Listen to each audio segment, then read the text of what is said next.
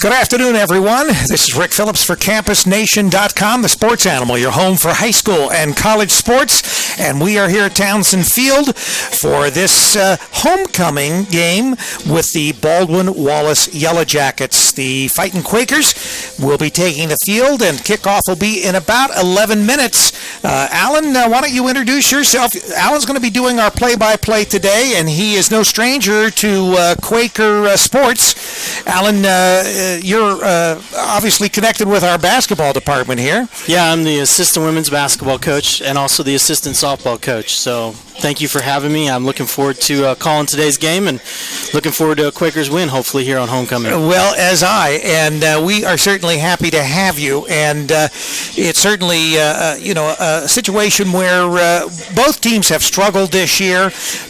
They have had a rough time as far as particularly defensively. So this could be anybody's game today, and a lot of it's just going to, I guess, turn on who has the best offense and who can put some points on the board. Absolutely. Both defenses have struggled a little bit, giving up a lot of points, and offensively, I think which running game gets going is going to be the deciding factor today. Both of them looking to have strong running games, and Wilmington being able to hopefully take advantage of that part of the game for us today. And Wilmington, in last week's game, there were some glimmers of offense in the sense that we were able to get, particularly along the sidelines, we were able to get some significant gains as far as our passing.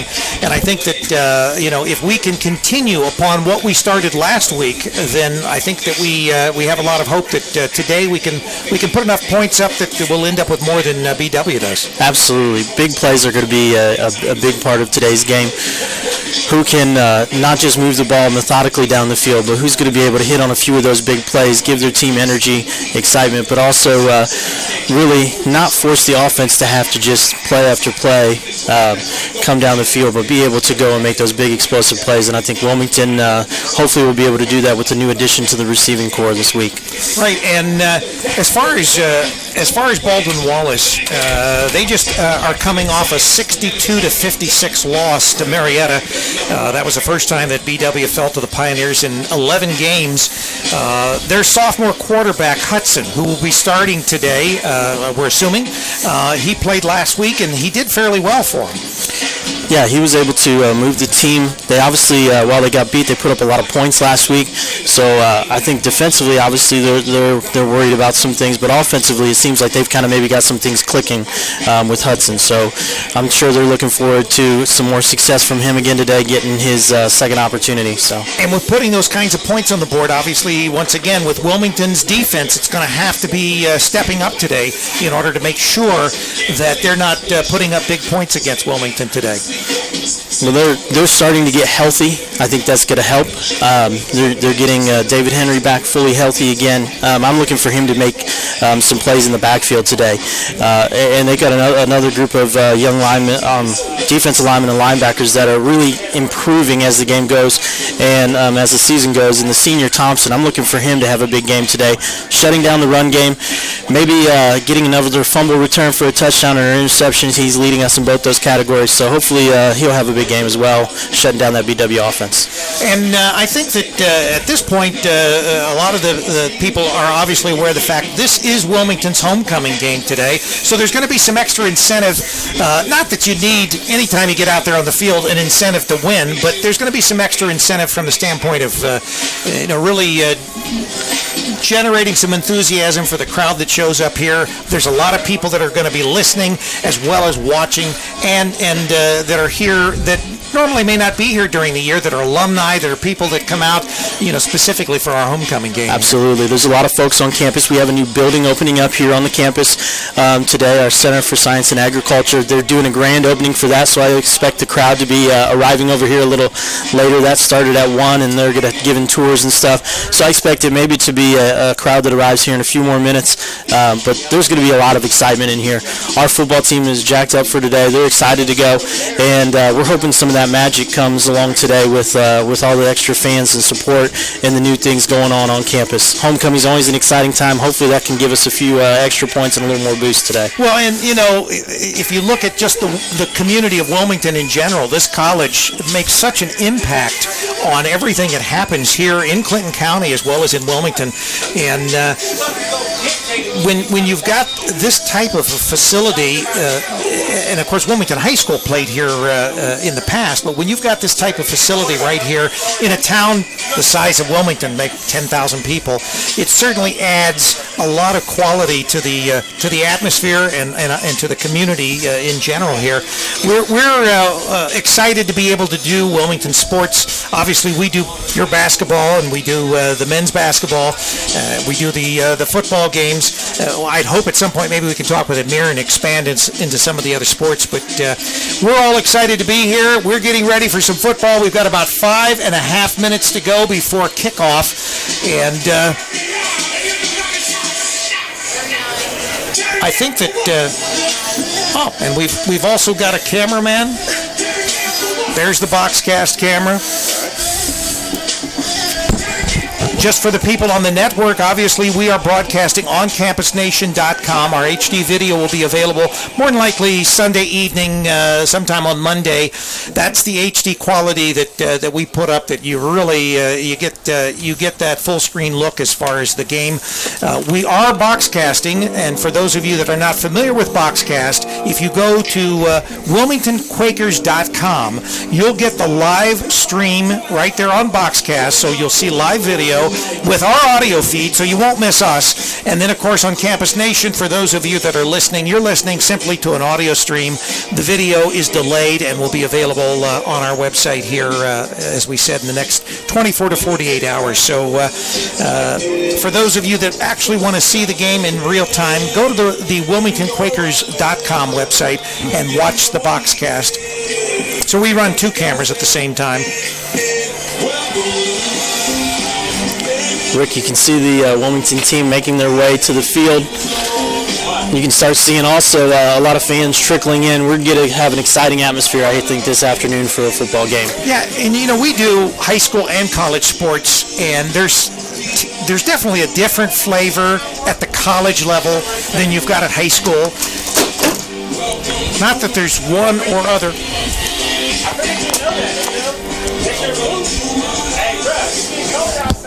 I think it's still good.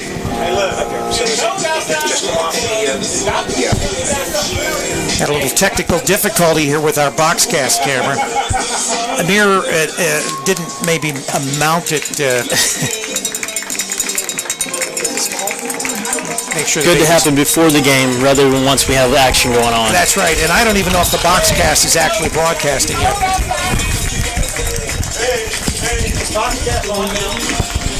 Ladies and gentlemen, cheer for your Wilmington College Quaker football team. All right. Now it's on there. There we go. It wasn't. That one screwed on that. All right. So anyway.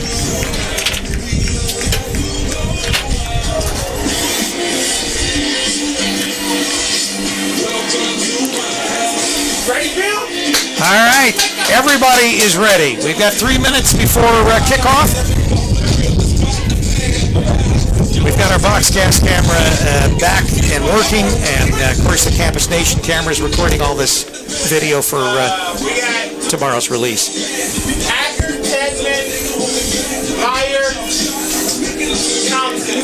I don't know who was the recording artist. There was a young lady that sang the Star Spangled Banner. She was phenomenal. We'll have to get her name. Now, I know she did a concert here. Yeah, she did a concert before the grand opening over at the CSA. So we were excited to have her. She did a great job and did a phenomenal job for the national anthem as well. And there's nothing you have to turn on. It's on. So you are live. The call is heads. Right now we're doing the coin toss. Wilmington won the toss. So now it's just a question of whether they were going to elect to receive or they're going to defer to the second half. Wilmington has won the toss. They have deferred their choice to the second half. There's your answer. Defer. Baldwin Wallace will receive to start the game. something you kind of expect with a defensive head coach, wanting to get that defense out there on the field first. Right, get them warmed up, get them excited, get them generating some... Absolutely. Hopefully changing the field position right away to begin the football game. Well, and you know, what's great is obviously when you defer and you start out with your defense, then if you can shut them down on their first drive, you've got, you know, all that enthusiasm that's generated, and it gives you something to work for as far as in the second half, getting the ball, particularly if it's a close game, or if you have the lead, then it just builds on that momentum you've got. Absolutely, and there's so much to getting that last possession of the first half and then being able to get the first possession of the second half. Just really a big momentum builder, can really wear down a defense and morally change the game. We'll be giving you, we'll try to pass on some OAC scores throughout the broadcast. Obviously, there are several teams in the OAC that are in action, as well as Baldwin Wallace and Wilmington. And we'll even give you some D1 major schools as far as, we'll give you the Ohio State, I think Indiana score here if they're playing early today, and try to pass any information that we can on. And we'll also update you on some of the high school action last night that we covered on Campus Nation. Quakers getting ready to kick off with Grant Brown. Go to do the honors for the Quakers to get the game started.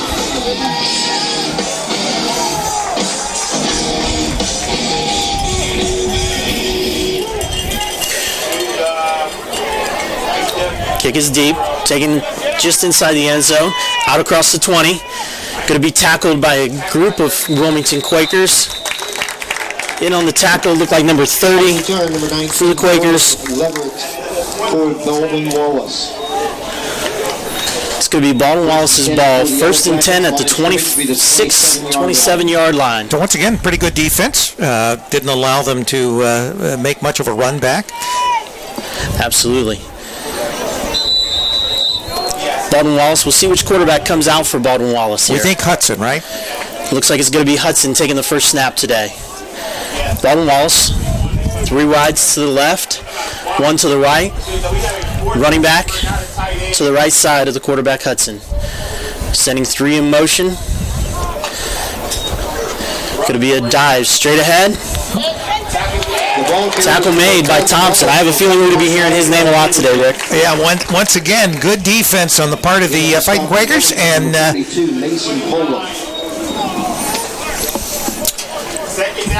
looks like a 2nd and 8, huh? 2nd and 8 after a gain of 2. Crowd is starting to, Alan, you were right, they are starting to file in here now. Getting done with their tours of the CSA, and now over to the football game to watch the Quakers kick off homecoming weekend. Hudson back in the shotgun. Looking to pass. Rolling out to the right. Tipped and incomplete. Right around the 35. Wolf was the intended receiver there for Baldwin Wallace. It'll be 3rd and 8 for the Yellow Jackets. This is a big possession right here for the Quakers. I agree. This could set sort of a tone for the rest of the game today.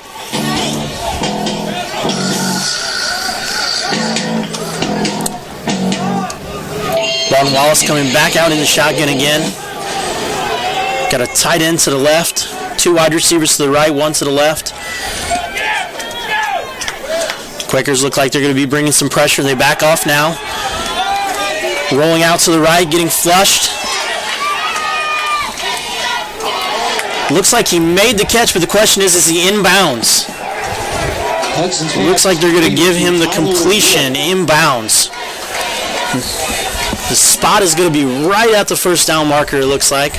Right at about the 37. Very close. They're going to give him the first down. So it'll be 1st and 10 at the Wilmington 37, Baldwin Wallace. Very close. Play results on a first down for the Yellow Jackets. Line of scrimmage. The Yellow Jackets are back in the shotgun again with just the single back. 2 wides on each side. Bringing now number 3 in motion. The quarterback pulls and is going to keep it. He's got some room. 1 man to beat. Tackle made at the 38-yard line. What was the number on that tackle there? Did you get that? Good play, and Henry, was that? 35. 35 on the tackle. Brandon Roberts. So Roberts makes the tackle, and just actually a saving tackle, because he would have been gone if it hadn't been for that tackle. Yeah, he had some open space there. That was a great read by the quarterback. Again, back to the shotgun. 3 wides, trips to the left. Just a single back. Now again, bringing that number 3 in motion. He's deep now in the tailback position. Gonna go with a straight dive ahead. Not much. Got about a yard on the carry. Tackled by number 46, Gonzalez. Making the stop, Brian Gonzalez. So it looks like it's going to be about 2nd and 7 or 8 at the 34-yard line. Yeah, I'd say 7.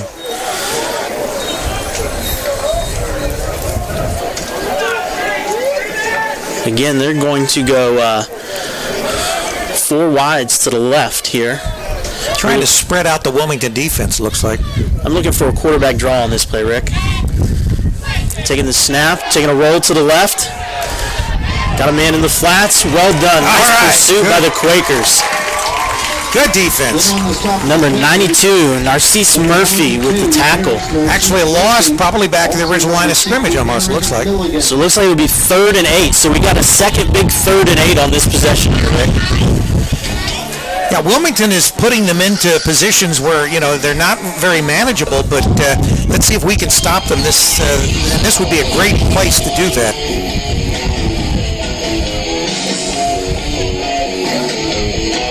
They got 2 wide receivers to the top of the screen. Single back with a tight end in motion. Again, let's look for them to roll this again a little bit. Dropping back, got some pressure. Go to get the sack. Number 60, Mulligan with the sack. That's what we want to see. Good defense. That's a big play. Big play by the Quakers. A loss of, it looks like about 8 yards. Again, that's a great opportunity for them to get the defense off the field, get the offense on the field. Dropping back is the punter, number 6, Tommy Fuller. All right, so we are forcing a punt. Wilmington will have its first drive of the...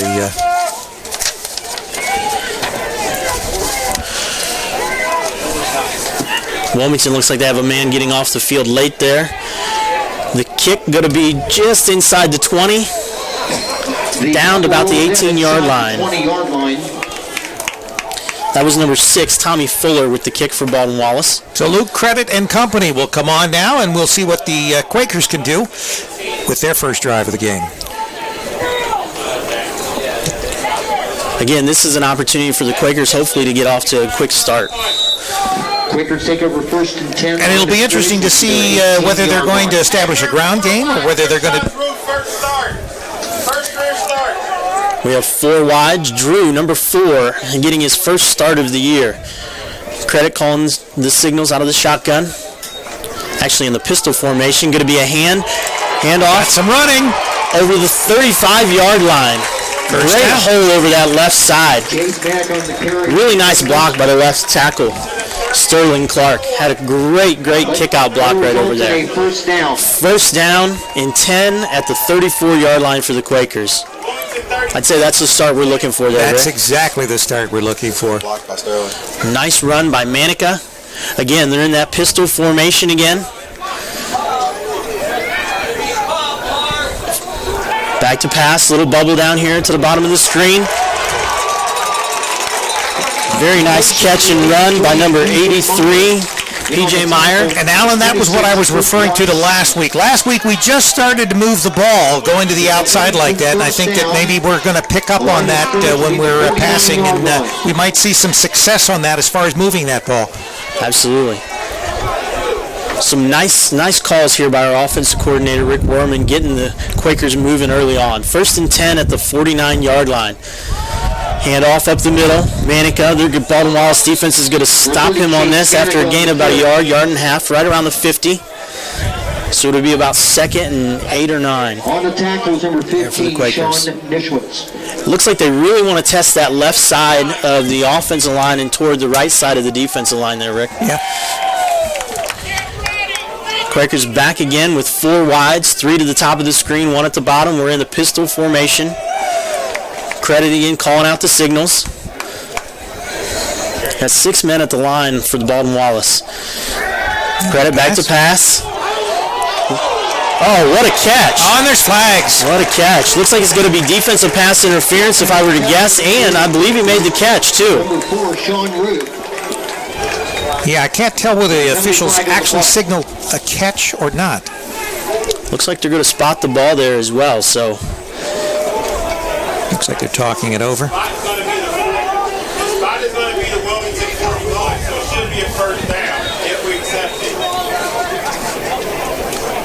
I think the question here will be whether it will be a first down on the completion. If it's not a first down, they'll definitely accept the penalty instead of the catch. Quakers look like they're ready to move at a quick pace here. They're already to the line of scrimmage. A lot more up-tempo than we've seen them in the past. Number 20. That penalty has been declined. The result of the play is a first down. So they're calling it a completion on the field. They accepted the completion, they declined the penalty, and we're set to go here at the 41-yard line. So again, number 4 making his first start of the season. This is his first game played. Played defensive back last season for the Quakers, and now has moved over to the offensive side. Is already starting to make some plays for the Quakers. All right. New addition to the receiving corps that is panning out for us today.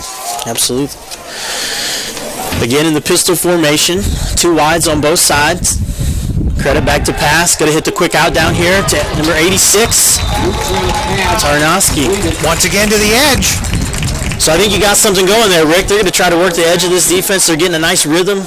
Well, it was real successful last week there in the game, particularly towards the end of the game. They started to put some things together like that, and I think they're wanting to continue that from last week, but they certainly have moved the ball. Again, back in the pistol. Now they have a tight end, 2 wides to the left. Tight end as well to the left. Pistol formation. Credit hands the ball to Manica. Picking his way through traffic up through the middle. Looks like about a gain of 2 or 3 here on first down. So again, they're staying in positive yardage on first down. Right.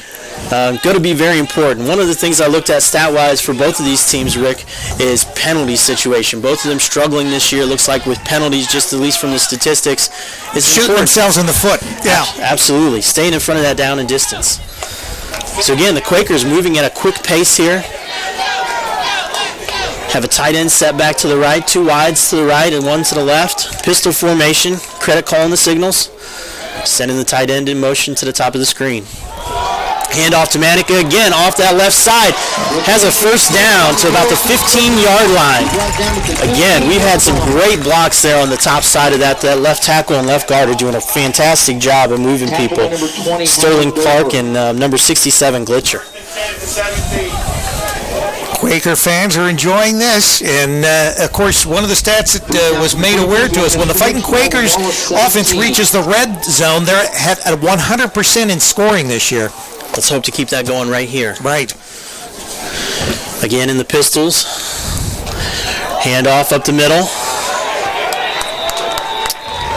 Gain of about a yard. That's number 36 on the tackle there for Baldwin Wallace. Damon Bolin on the tackle. Gain of about 1 or 2. Going to be about 2nd and 8 here. Again, the Pistols, the Quakers operating out of the pistol exclusively on this drive. Manica again behind Credit. 2 wides to the left, 2 to the right.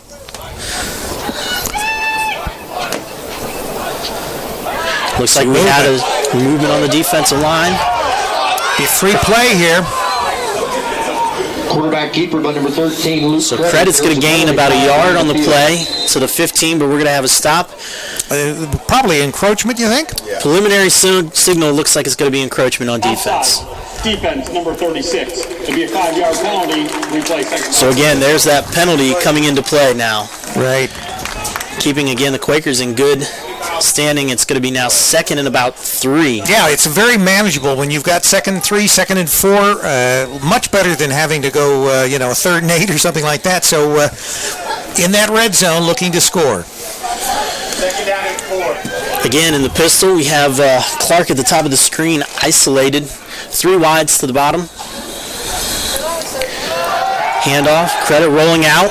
Immediate pressure, does a great job of getting back up the middle. He's going to get just inside the 5, or right about the 5. Little scramble there. Making the tackle, number 92, John Allen. That was a good job of being aware of what was about to happen. Exactly. So we're going to have 1st and goal at the 5-yard line. Line of scrimmage is going to be the Baldwin Wallace 5-yard line.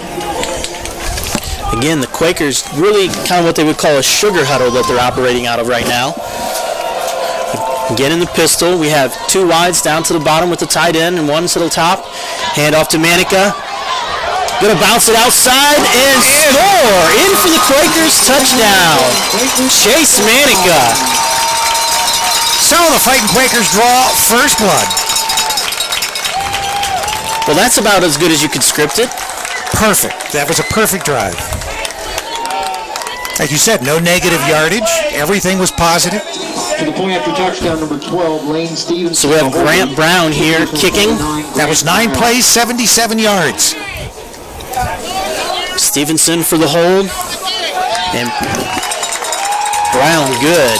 The Quakers take the lead 7-0 with 5:11 left in the first quarter. Wallace, 0.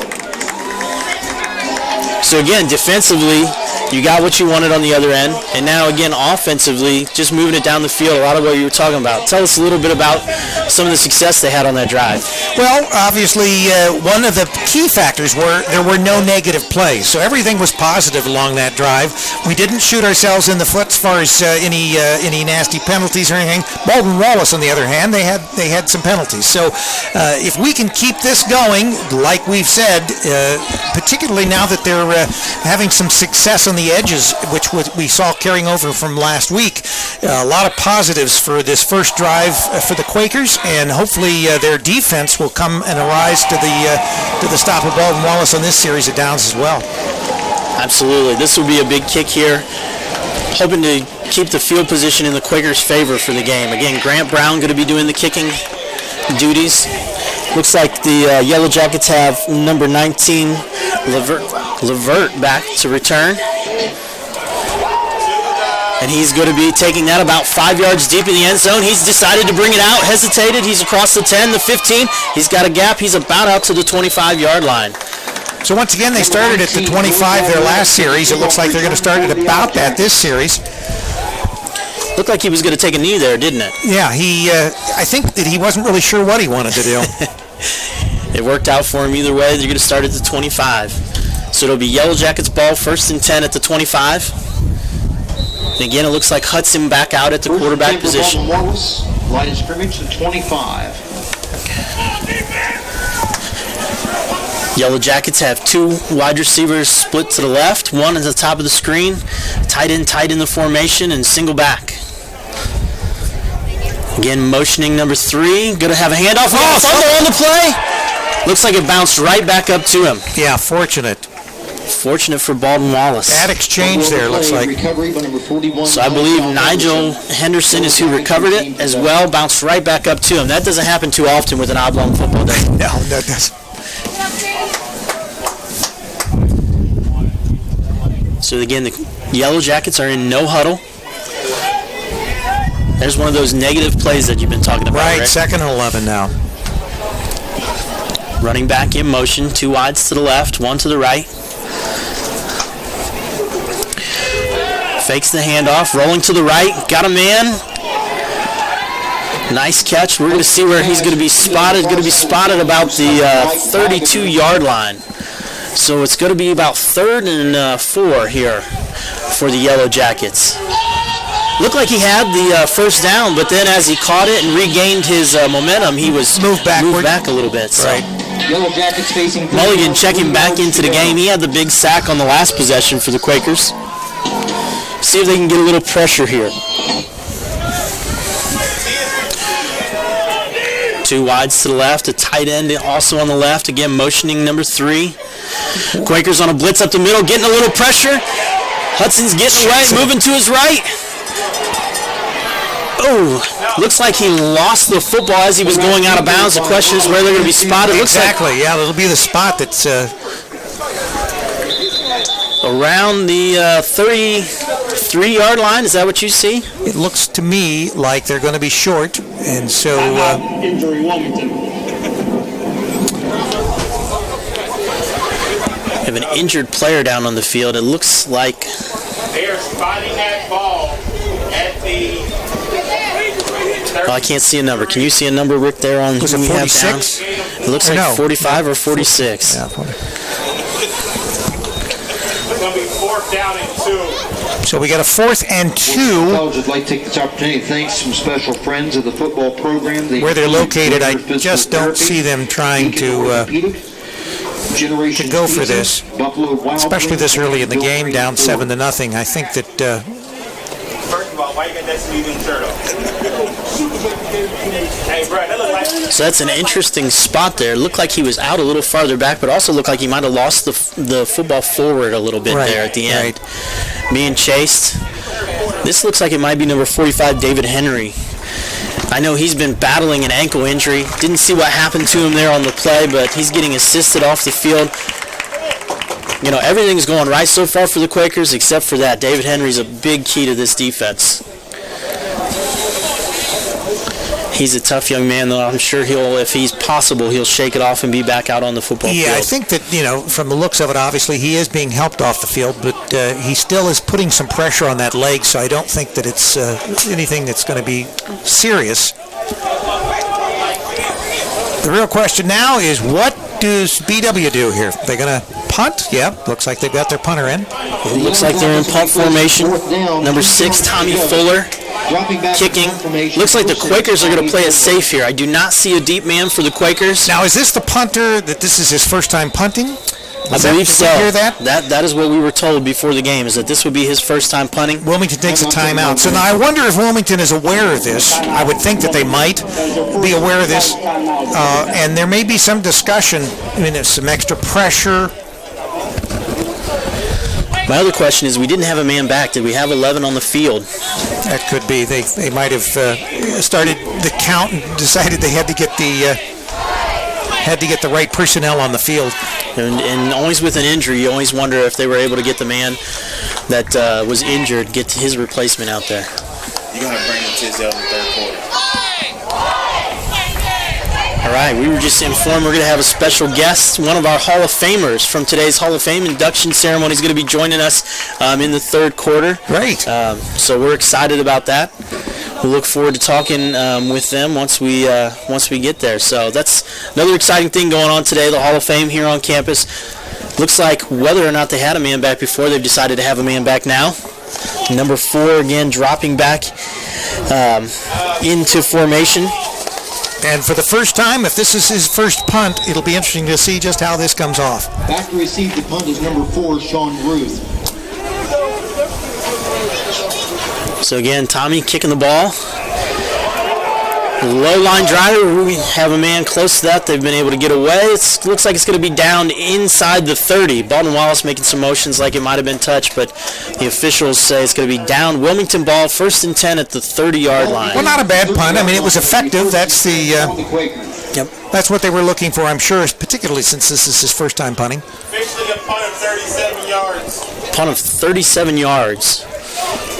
So again, the Quakers able to start off with 2 defensive stands. Now let's see what we can do on the second drive here. Right, this will be good. 2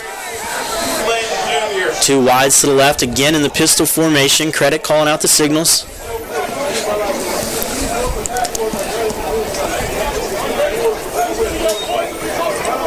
Looks like a little option, handoff up the middle. Not much. Ball carrier number 5. So we had Eric Flynn. number 5, Eric Flynn Jr. in the game. Gain of about a yard on the first down. So it'll be 2nd and 9. But again, a positive play. You'd like it to be more than 1 yard, but again, moving forward. Looks like And the question is, are they running enough to keep Baldwin Wallace honest so that they can pass? Because they have been moving the ball on the passes. Absolutely. Number 83 in motion to the top of the screen. Credit back to pass. Again, a little bubble outside there. We're going to have a flag thrown in. I believe that's going to be offensive pass interference. The old pick play, or as offensive coaches call it, the rub play. Defensive coaches, the pick play. Looks like it is on Wilmington. So we're going to have our first negative play for Wilmington of the quarter. 2:42 left in the first quarter here. Quakers ball waiting on the call.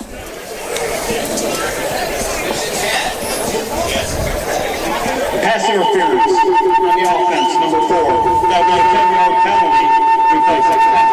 Pass interference there on number 4, Ruth. That's maybe his defensive background, right, Rick? That's right. Yeah, he wants to mix it up a little bit.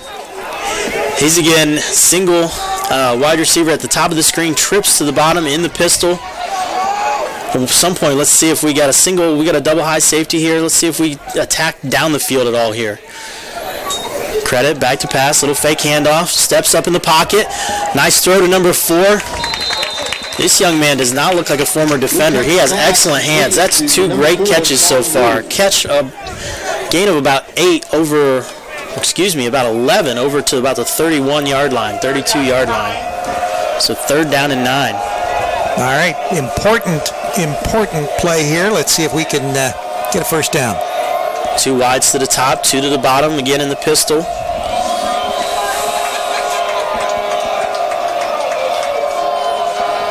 Hard count, credit back to pass. Got a lane opening to run. That's closing quickly. Nice move. Just gave him the old dead leg, and he's out over the 43-yard line for a quick first down. Great job by Credit. 26 trip Washington making the stop. Rick, that's where it helps to have a quarterback that's got some experience, right? Right, and he certainly has that. And we're ready for another first down play here with 1:42 remaining in this first quarter. 2 wides to the top, 2 to the bottom. Again, the pistol formation. Calling out the signals is Credit. Flynn behind him in the backfield. Going to be a handoff. Nope. Fake handoff. Nice little pitch out. Again, I believe that's 86 Tarnowski at the 50-yard line. So gain of about 6 on first down. One of the Baldwin Wallace defenders looked like they lost a helmet and is going to have to leave the field for a play. Quakers ball, 2nd and 3. What do you say of this offense we have going on this afternoon? This is phenomenal, and they're very up tempo. They're keeping they're keeping things moving. They're not letting Baldwin Wallace really get into any kind of defensive rhythm. Get about 2nd and 3. Quakers handoff to Flynn. He's going to get caught from behind and taken down right about the 50. Nice tackle by number 39. So a little gain down. He's 2nd in the OAC in tackles for Baldwin Wallace. He's a nice linebacker for them. Looks like he's going out the field here, though, on 3rd and 3. Real nice tackle by number 39, Steph, for Baldwin Wallace. All right, we're at the 50. We've got a big play coming up here. 3rd and 3. See if we can keep this drive alive. Looks like we have a little confusion out there on where to be with our receivers. Doesn't look like we have a man on the line of scrimmage there. He moved up. 3 wides to the top. Again, the pistol set. Man in motion. Got a quick out. Credit was unable to get anywhere there. He had to tuck it and run. Got it just over the 50-yard line, about to the 49. That will be the end of the first quarter. So the Quakers will have a decision coming out of the end of the first quarter here at midfield, about 4th and 2, 4th and 3, somewhere in that range for the Quakers to go. Thanks to Wilmington Skyline for furnishing the press box food. Visit them. So again, Rick, we have a beautiful day here on campus. We've got a great crowd. Yeah, actually the wind has died. We don't have the kind of wind that we had a little earlier that was making it slightly nippy, but it seems like the wind has died, and it's just an absolutely perfect day for college football. Beautiful. You couldn't have ordered the weather any better. Actually, I ordered it last night, so I knew it was going to be great. It looks like the Quakers are going to come out in a punting formation here. I think that's probably the smart thing to do. There's no reason to do anything that's going to give BW any chance to take advantage of a mistake. I think the best thing to do is to go ahead and punt it away and keep them deep in their territory. Absolutely. Impending formation for the Quakers, Brandon Roberts. Brandon Roberts back to punt for the Quakers. Standing at about the 39. He gets the kickoff. Nice punt down inside the 10. Oh, nice kick. Great job. Looks like it's going to be right around the 9-10 yard line here. Just what the doctor ordered. That's what you want to do. Drive them deep into their territory. Make them drive, 90 yards to any kind of score. Defense has been playing fantastic, so hopefully they can keep that going. Yeah, defense has been literally flawless. I mean, they have been playing their game, and Baldwin Wallace probably at this point, they're just wondering what they need to do to get any kind of offense going. Absolutely. So it's going to be 1st and 10 at the 10-yard line for the Yellow Jackets. Again, they're in the pistol as well. Both teams operating primarily out of that pistol formation. Quick swing pass out here to number 83. Good defense. Really good tackle by number 46, Gonzalez. Not an easy tackle when you go to your feet there. He got juked a little bit, but did a great job of reaching out, grabbing on, and taking him to the ground. It's going to be about 2nd and 6, it looks like here, at the 14-yard line.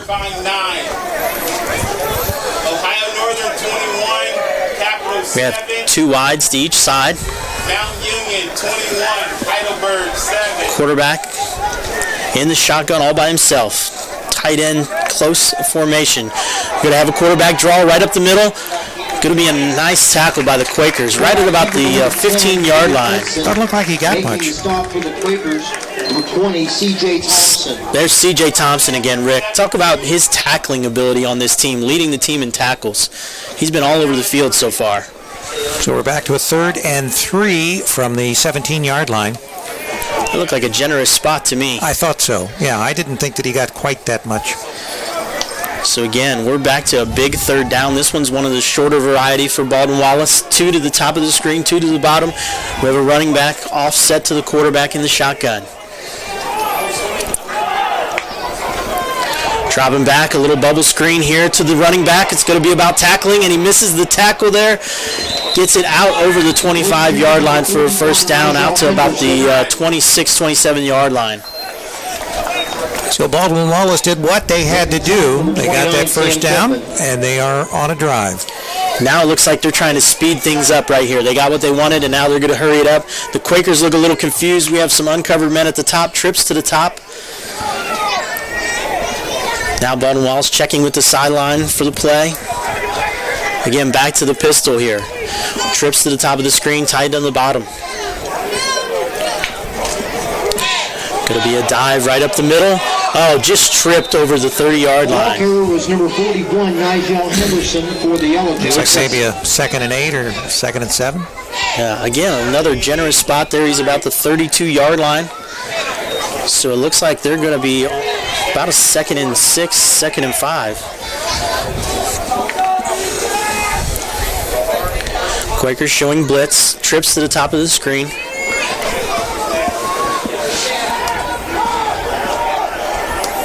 Quakers now have backed out of that. Looks like Baldwin Wallace is wanting to run up the middle here on the Quakers. About to roll out. Pass. Hudson, nice tackle. Very well done there by our quarterback, number 1, Higgins. Jay Higgins with a very nice tackle. That's what they needed on that 3rd down play earlier. Just come up and make that tackle. Looks like it's going to be 3rd and 3. And once again, what do we got here? Looks like we're going to have a timeout by the Quakers. Quakers weren't set. Baldwin Wallace was wanting to go quick, and so I think we had to call the timeout. Muskingum leading Otterbein 10-9. Ohio Northern 10-9, Muskingum over Otterbein. Mount Union leads Heidelberg 21-7. At 21-7, Mount Union over Heidelberg. Yep. Some homecoming-related announcements. The annual BS. So this, again, another big 3rd down. They've had a couple of them on this possession. A couple 3rd and 3s. This will again be another 3rd and 3 here as we're going. Phi Theta Fraternity Incorporated will be in the boys' lobby, 6 to 7. Looks like we don't have any official word, but it looks like Henry might not be coming back with us in this game. That's going to be a big part. It looked like Baldwin Wallace, to begin this possession, was trying to really run up the gut of the Quakers defense. Kind of the same offensive attacks on both sides, hitting it up the middle and then hitting some quick outside passes. The Yellow Jackets out in 5 wides, 2 to the top, 3 to the bottom. Hudson, who's played a really nice game so far, back in the shotgun. Giving some hand signals to his wide receivers. Here's the snap. Clean pocket and just wide on the quick out there. So again, working those outside. It looked like Gonzalez on the coverage there, the linebacker, number 46. Right, yeah, it was. Did a great job of undercutting that out route. All right, so that results in Baldwin Wallace being forced to punt. So he's had 2 punts now, and both of them have been just kind of some end-over-end shaky punts. Now's the question, do we go after him here with the Quakers? 4th and 3, ball spotted at the 34. Again, Tommy Fuller back to kick. Looks like Ruth back to receive. That was a very nice punt by Tommy. Much better. It's going to be over Ruth's head. He's going to pick it up at the 15, make a man miss, but it looks like he's going to lose a little bit of yardage. It's going to be spotted at about the 11-yard line. So we got a battle of field position here those last couple possessions. Both teams starting basically deep in their territory. Let's hope that the Quakers can make more of this than BW did. Well, it looks like if that was Fuller's first day punting today, that he's starting to shake off those jitters. That was a real nice kick. Yeah, it looks like Henry's got his leg iced. So, highly doubtful he'll probably be back in the game. He's got some crutches. It's going to be 1st down and 10 at the 10-yard line for the Quakers. 1 wide to the top, tight end in the bottom of the screen with 2 wide receivers. Handoff up the middle. Looks like Manica with the carry. He's going to get over the 15-yard line to the 16.5-yard line. Nice pickup. Great way to start off a drive, especially one deep in your own territory. It's going to be about 2nd and 5 here for the Quakers. 2nd down and 4. Again, they're going into that real loose huddle. When I used to play, we called that a sugar huddle. Okay, they're going to have a wide receiver to the bottom of the screen, again, tight to the top. See if they run that same play back to back, just to the opposite side. Looks like it's going to be the same thing, except he makes a nice cut back to the left side. Again, a great block by number 71 there, Sterling Clark, to spring him for a couple yards and a 1st down for the Quakers. Along with Sam Graw. Ball's going to be spotted at about the 22-yard line. 1st down and 10 for the Quakers. 10:48 left in the 2nd quarter. Looks like they found a formation that they like. Right back to the same formation. Tight end at the top. Now he's in motion. Little fake handoff. On the rollout for credit. Finds a guy in the seam. 1st down again for the Quakers, just over the 33-yard line. Credit pass completed to number 87, Dylan Volts. Dylan Volts on the reception there for the Quakers. 1st and 10. So putting together a couple 1st downs on this drive. Right. It looks like they're finally maybe hitting on some on all cylinders here. 3 wides to the bottom. Going to have a handoff up the middle to Manica. Not much. Got to get about a yard or a half yard there. Just had an unblocked guy right there that Manica could not avoid. Nice play by number 50 from Baldwin Wallace.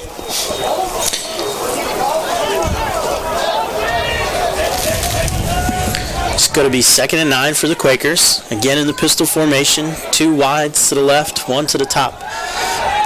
Little swing pass to Manica. Got some running room. And it looks like he's going to be down right about where the 1st line marker is. Baldwin Wallace also has an injured player right about there. Right, he's down. Number 21. The officials are going to move the chains, so we have another 1st down.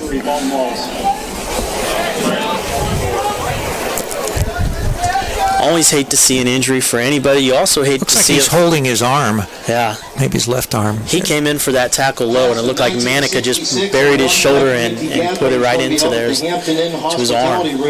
Starting time will be at 6 p.m. Quakers have a nice little rhythm going on this drive, though. Very, very good rhythm. 2016 alumni reunion will be held at Generations Pizza. Starting time is at 5:30. So I think so far in this game, one of the big keys, we were talking about defensive versus offensive line. The Quakers' offensive line has done a great job of giving credit time. A couple times credit's been rushed. Looks like he's been able to make some nifty moves and get away. But they're doing a great job of creating some holes in the running game, too. So it'll be 1st and 10 here for the Quakers at about the 44-yard line. Credit again in the pistol. 2 wides to the top, a tight end in the tight formation, just off the line. Sending the tight end in motion. Going to be a dive up the middle again. Manica through the hole. He's over the 40. Got to make a man miss. Just gets an ankle tackle there at the 34-yard line. Almost was ready to break that one. 35. Good pickup. Again, some great blocks. He was untouched into the linebackers there. Left side of that offensive line is doing a great job blocking.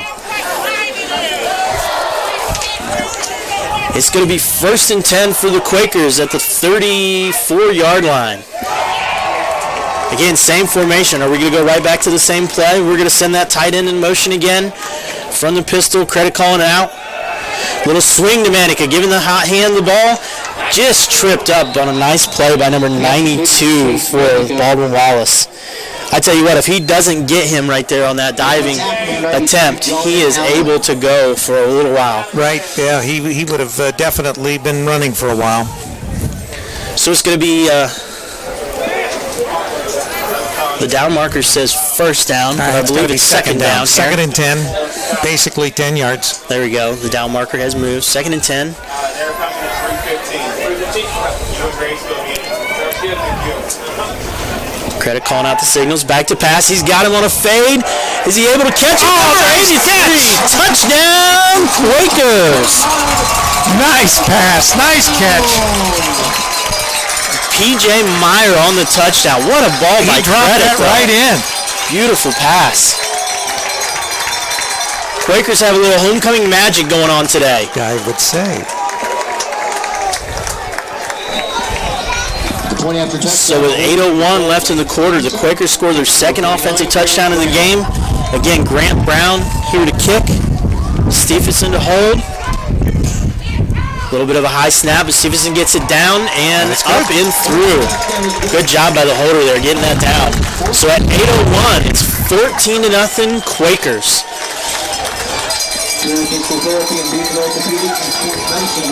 Well, we have some breathing room. A little bit of breathing room, a little bit of momentum.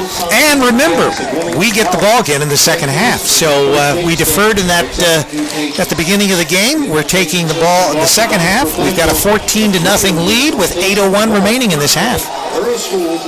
So some of our leaders so far, and again, some of these stats are going to be updated, but Chase Manica had 48 yards. I'm sure after that drive he had a few more yards there. The touchdown.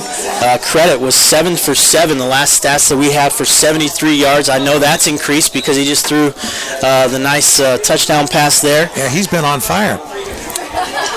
Well, I think their offensive coordinator, Rick Werman, has done just a great job of getting them into plays to be successful. Quakers getting ready to kick off from the 35-yard line here. Grant Brown going to kick off. Levert back for Baldwin Wallace. And it looks like Washington as well. The kick back to about the 7-yard line, fielded by Levert. Over the 20, over the 25, he's got a little crease, and then he is closed on at about the 35-yard line by a group of Quakers. Not a bad run back. That's going to be, I believe, their best starting position of the day, if I'm correct. You're right. I think you're right, Alan. And that's a key on some of these drives, is to really make them go the length of the field. You know, we talked about before the game those big plays being important. It looks like that's helped for the Quakers with a few long runs and a few nice long passes, including the last touchdown pass. 10 for the Yellow Jackets, line of scrimmage, the 37-yard line. So 1st and 10 at the 37. 3 wides to the bottom. Man in motion, number 83, back into the backfield. He's at the tailback position. Looks like they're going to run a little option. Handoff up the middle. Tackle by number 42 there by the Quakers. Looks like he picked up about 5. So Poland on the tackle. Again, Baldwin Wallace wanting to go quick. It's going to be 2nd and 5 or 6. Quakers, again, are a little out of formation. Another dive right up the middle. A hole. Going to be over the 50-yard line to the 46. The ball came out, but I believe they're going to mark him down. 42. Baldwin Wallace going quick is causing our defense all kinds of trouble currently. Right, I think that's their design, and they want it to see if they can confuse the Quakers. A quick little pass. Nice job getting off the block by Higgins out the top of the screen and making the tackle. Good Completion to number defense. 2, Tyler Wolf, making the stop for the Quakers with Jay Higgins. Coach Harrison is really trying to get the defense's attention down here on the sideline, really wanting to get those signals out to the defense quickly with Baldwin Wallace going quick. It's going to be 2nd down and 11 for the Yellow Jackets. They've slowed the pace a little bit after a negative play. Running back slides up beside the quarterback. Looks like they're going to be changing the play at the line of scrimmage here once they have the coverage.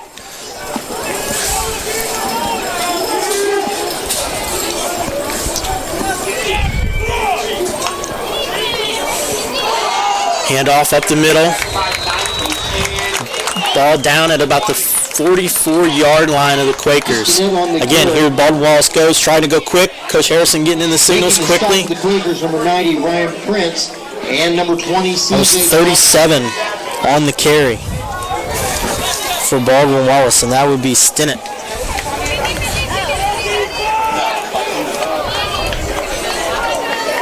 So again, a big 3rd down. This is going to be about a 3rd and 6, 3rd and 7. We have 2 wides to the top, 2 to the bottom, and a running back offset of the quarterback.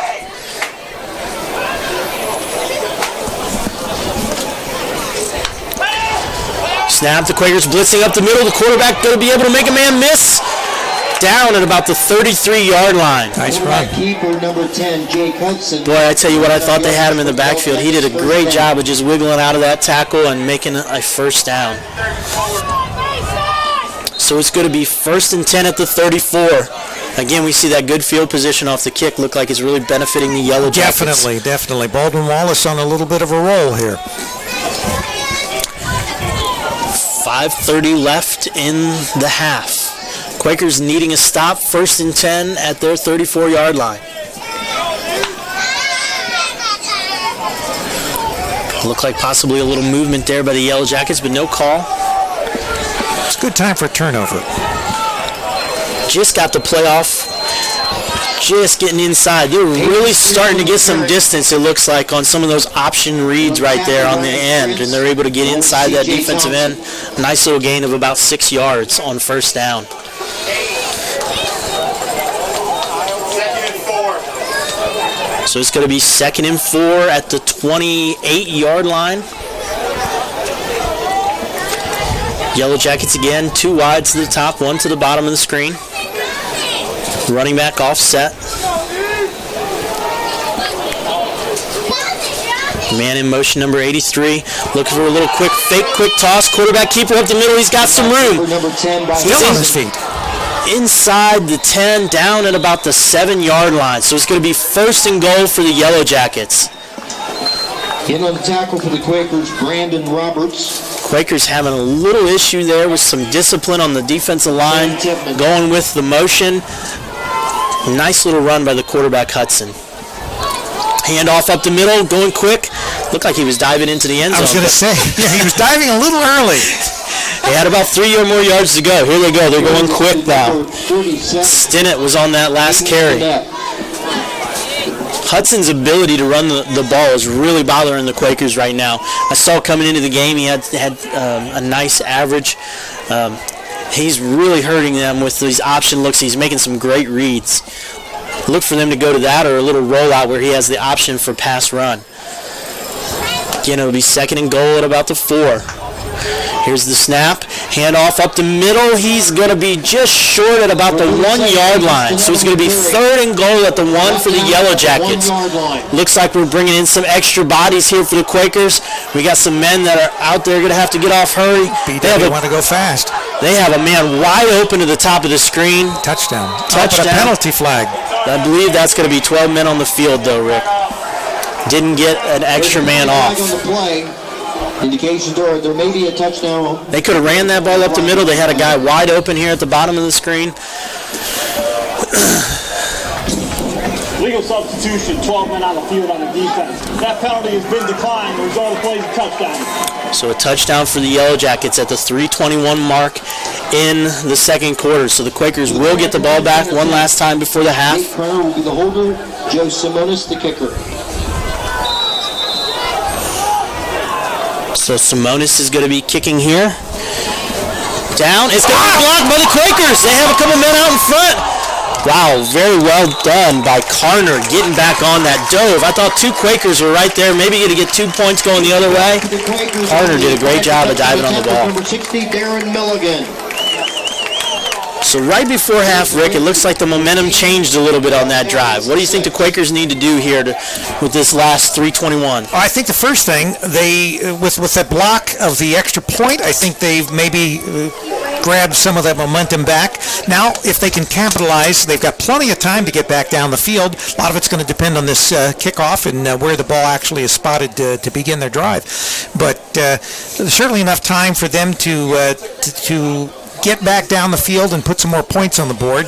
If we could go in with some more points just before halftime and then come back out with the ball, then we'll be in the driver's seat. Amir, I thought you were changing the song. That would be a big boost for the Quakers to be able to get some kind of a drive, some kind of momentum here. The Yellow Jackets going to be kicking off from the 35-yard line. Number 82, Marshall, going to be doing the kickoff duties, it looks like here.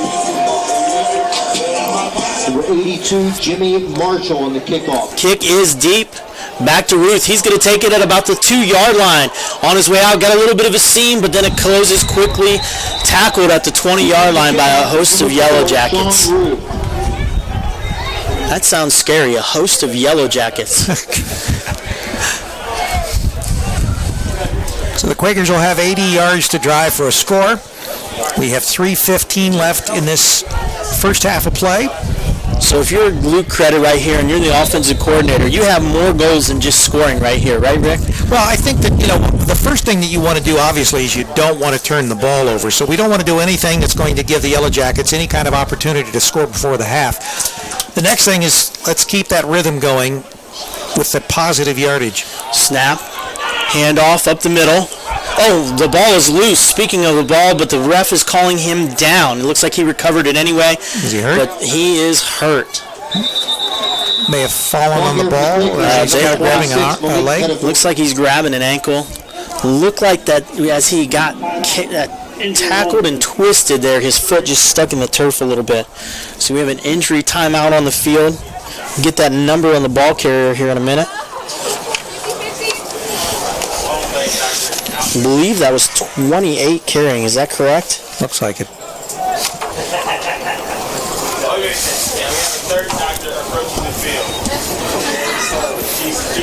In high school football action from last night on CampusNation.com, our game one was Wilmington over the Washington Blue Lions, 58-22. Wilmington is now 6-1, and it was Wayne, the Warriors, over the Beaver Creek Beavers. Wayne, the number 2 ranked Division I football team in high school football in the state of Ohio. They beat the Beavers 59-7. Looked like the injured player, we said 28, but it was 26, Malik Pettiford. So Pettiford injured on the play.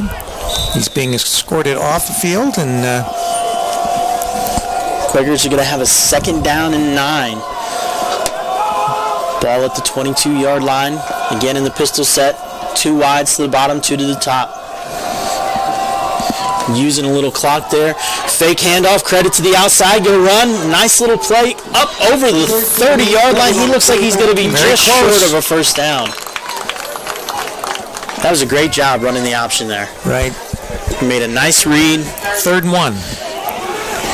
And here's where you got to believe that the Quakers are going to go to the left side of that offensive line. They've been having a lot of success over there. Yeah, whether they're running or they're throwing, that left side seems like what they want to attack. Running down the play clock. We're now under 2:20 in the first half. Going with a hard count. Looked like Baldwin Wallace was bringing a nice little run over the right side of the offensive line, so they go the opposite way and still have success. First down. Get it to the 33-yard line. Now here's the question. Do you want to pick up the pace, or do you just want to, again, keep managing this game? They're still only across the 30-yard line at the 33. Well, with less than 2 minutes to go, you may have to pick it up a little. That last carry, I believe, was by Eric Flynn. Again, the Quakers in the pistol. 2 wides to the top, 2 to the bottom. 1:42 left on the clock. Credit calling out the signals. Dropping back to pass. Loose runner. We're going to have a holding right there in the middle. Just good job throwing it away by Luke Credit. We got another penalty here, though. 2 penalties. We have a penalty down the field as well. May have offsetting. We're going to wait till the officials sort this one out. For the Quakers' sake, looks like both possibly are on the Quakers, because Baldwin Wallace coach is being asked if he wants to accept or decline. Baldwin Wallace has 3 timeouts left. There's 1:26 on the clock. It would be first down. That would definitely put the Quakers into a running situation here the rest of the half. So they're going to replay. They're going to accept it. On Baldwin Wallace. That is their first sideline. So the second penalty was on Baldwin Wallace, but it was just a sideline warning, meaning that sideline had run into the official as he was moving up and down the sideline. Second down, first down and 20. So a 1st and 20. The Quakers in trips to the left, single wide receiver to the right. Clock stopped again at 1:26 left in the half. Credit in the pistol. Baldwin Wallace looks like they're interested in bringing some pressure again. Man in motion to the top of the screen. Looking for that quick out again. Ball gets tipped. Was he able to make the catch? Looked like it. Number 83, P.J. Meyer on the catch. Only a gain of about 3, but that's a big play if you're throwing the ball. You got to trust your quarterback and your receiver that they're going to make the catch, make Baldwin Wallace use their timeouts there. Baldwin Wallace. Because it ends up being the same as a run. On the game clock.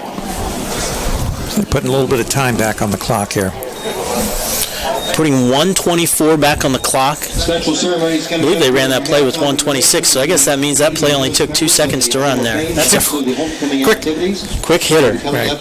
In other college action, Connecticut leading Cincinnati 20-9. They're in the fourth quarter with 3 minutes and 8 seconds left in that game. Notre Dame and North Carolina State tied up 3-3, and they are in the third quarter there as well. So it's second down and 17 for the Quakers here, breaking the timeout. Ball on the 26-yard line. Again, there's a couple of things they're looking for here. A first down obviously would be great, but just to keep that clock rolling here. Right. They don't want to give the ball back to BW before the end of the half. We're going to have a penalty on the Quakers. Too many men in the formation once they broke the timeout. Substitution fraction. 12 men breaking the huddle on the offense. That's a 5-yard penalty. Second down. So once again, digging themselves deeper. So again, we were talking about that momentum just a few minutes ago. One of the things that they've lost is again, negative plays now. They're having a few of those. So let's see if they can regroup right here. So now it's going to be 2nd and 22. Ball just across the 20-yard line at the 21. Flynn just offset from the quarterback. Credit calling out the signals.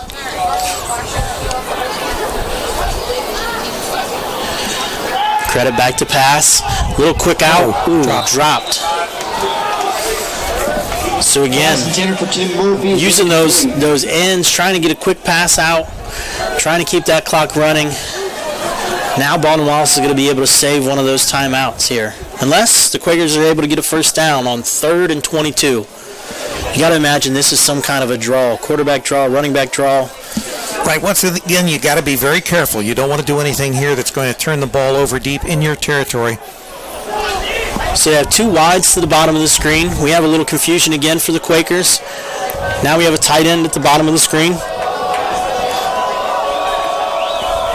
Tight end in motion to the top. Handoff up the middle. And that would be Manica just over the 25 to the 26-yard line.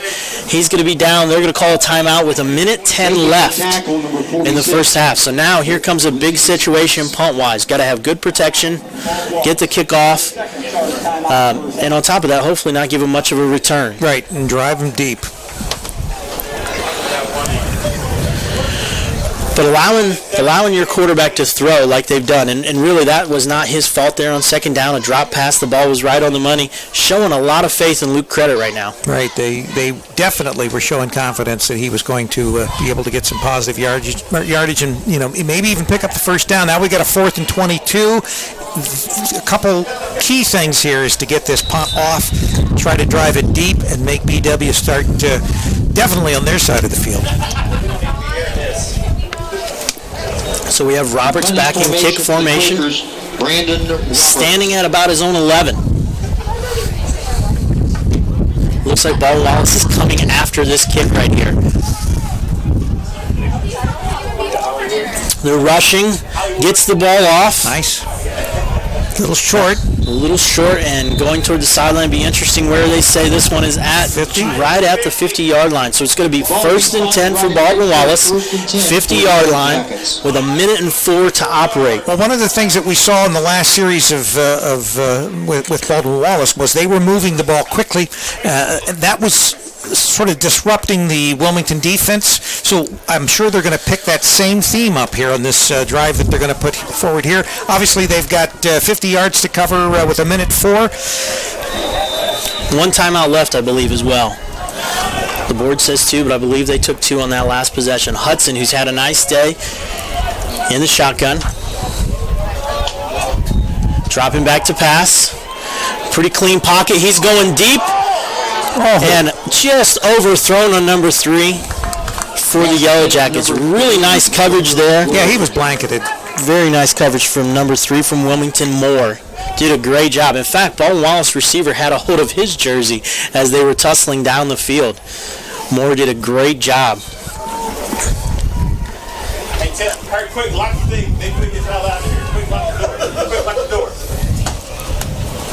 So Baldwin Wallace taking their time with the clock stop. 57 seconds left in the half. 2 wides to the bottom of the screen, 2 to the top in a pistol formation. They're going to bring that running back up even with the quarterback. Back to pass. Little stunt in the middle. Interception by the Quakers, number 35. He has the ball going back the other way. Going to be tackled right at the 47. We have a penalty marker down at the 45 on the far side of the field. What do we think that is? Looked like it was post-possession. Looks like it was post-possession. Hopefully for the Quakers that's the case. Hopefully for the Quakers it's a penalty on Baldwin Wallace. Right, but it looks like it'll be the Quakers' ball no matter what. After the interception, during the return, block in the back, number 98. So it is against the Quakers, but 10-yard penalty, first down. it is the Quakers' ball. So now that may change your strategy just a little bit. Instead of 1st and 10 at about the 47, you're going to have it, or 46, you're going to have it 1st and 10 at the 36. Most likely going to look to run out this clock. We'll see how aggressive the Quakers look to be here. Again, I think they've shown a lot of faith in Credit over the last few possessions. Wouldn't be surprised if we see some passing here. Maybe once again along the side. 2 wides at the top of the screen. Hey, sir, somebody write this down. Credit in the pistol. Handoff up the middle. Manica breaking a tackle, breaking another one, able to get to the outside. He turning it up back to the inside and out of bounds across the 50-yard line. Now that's definitely going to change. What a great run. Made a couple guys miss. In BW territory now. So the ball is going to be marked at the 49-yard line.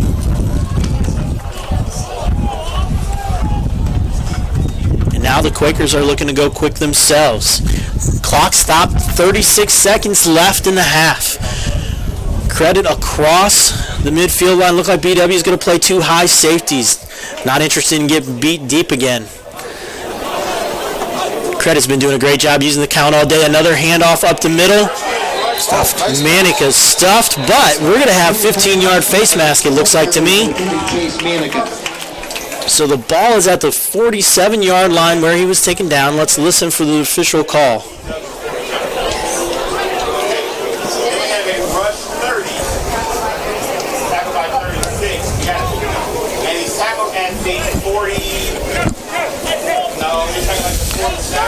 Quakers are moving forward, so it looks like it's definitely on Baldwin Wallace. This is getting now into kicking formation.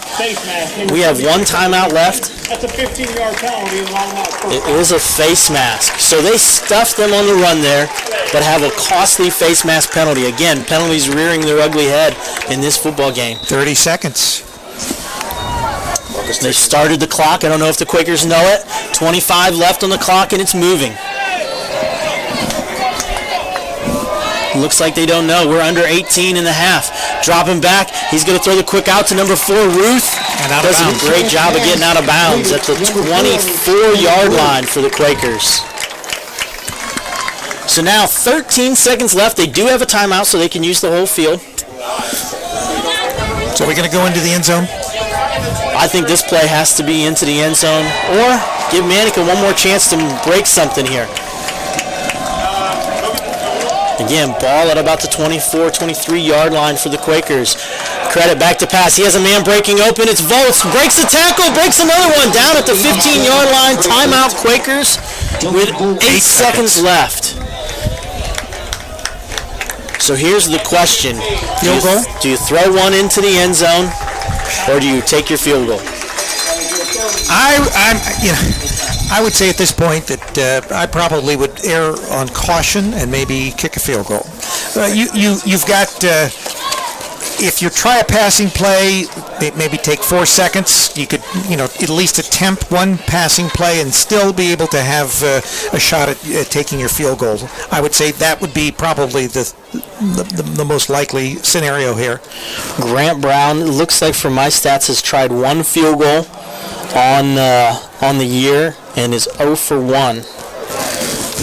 So once again, if that's the case, you may decide that you take 2 shots, because you're going to have probably at least a couple shots at going into the end zone, or maybe putting something out there so that you could run it into the end zone. And I've seen this kid at practice, Grant Brown. He has a good, strong leg. He's accurate. I think giving him another chance. But it looks like they're going to be out in an offensive formation with Credit out there. This looks like this has to be a pass to the end zone. I would think it would have to be a pass. You're telling Credit, you got to get rid of this ball quickly. We have a field goal opportunity with Brown. 2 wides to the top, 2 to the bottom. Single back with Manica. Credit back to pass. He's got no one open. Now he's thrown across the middle. Going to be tipped and intercepted in the end zone. Going to be a touchback. Well, BW accomplished what they wanted to do, which was to keep the Quakers from doing any other scoring. Well, and that play took long enough. No matter what, that would have ended the half. That play ends the half for the Quakers. Positive, though, Quakers are up 14-6 at the half. Really good half of football offensively for the Quakers and defensively. And defensively, yeah. Really, they only had that one possession, and again, that started at about the 40-yard line for BW, where they were able to move the football down the field. It's always important in any football game to make the offense really go a long ways. Obviously, that's proven true today, although the Quakers have had some nice long drives. Yeah, everything, for the most part, other than that BW drive for their 6 points, the Quakers have been on their game today, and hopefully there'll be some adjustments maybe at the half, and they'll talk a little bit about that the fast plays by Baldwin Wallace and have that worked out so that in the second half, BW won't be able to come back with something like that. Well, my guess is the first thing Coach Harrison's going to be talking to that defense about is as soon as the play's over, you've got to look to the sideline. He was really animated down there, trying to get their attention, trying to get that call in quickly. It looked like there in the last possession they had kind of rectified that. So hopefully they got it a little bit rectified. Now they have a chance to go sit down and really look at that and change that. Please direct your attention to the field. The Wilmington College Athletic Department is pleased to announce the Hall of Fame class of 2016. Currently on the field, they're announcing our 2016 Athletic Hall of Fame. Cron, class of 2004, is just the second Wilmington College swimmer to be inducted into the Hall of Fame. And ironically, it was during the induction of the first swimmer that Cron really started thinking about the possibility of her joining the ranks of the Wilmington elite. Cron won the OAC title 3 times in the 100 breaststroke, 2 more times in the 200 breaststroke, and another 7 times in relays. Ultimately, she earned all OAC honors 17 times in multiple events. She is the WC record holder in the 200 breaststroke, 200 medley relay, 200 free relay, and the 400 free relay. However, it's not the honors or times that Cron remembers most about her Wilmington experience. I don't remember the specific times. I remember the friends and the relationships built, said Cron. Almost 12 years later, the thing I gained the most is that I am still friends with the people I met at Wilmington, especially those on the swim team. Following graduation, Cron spent 10 years working in marketing before making the decision to be a stay-at-home mom. The 4-year-old twins, Alex and Addison. The trio lives in Farmington Hills, Michigan. Ladies and gentlemen, Hall of Famer Michelle Buck Cron.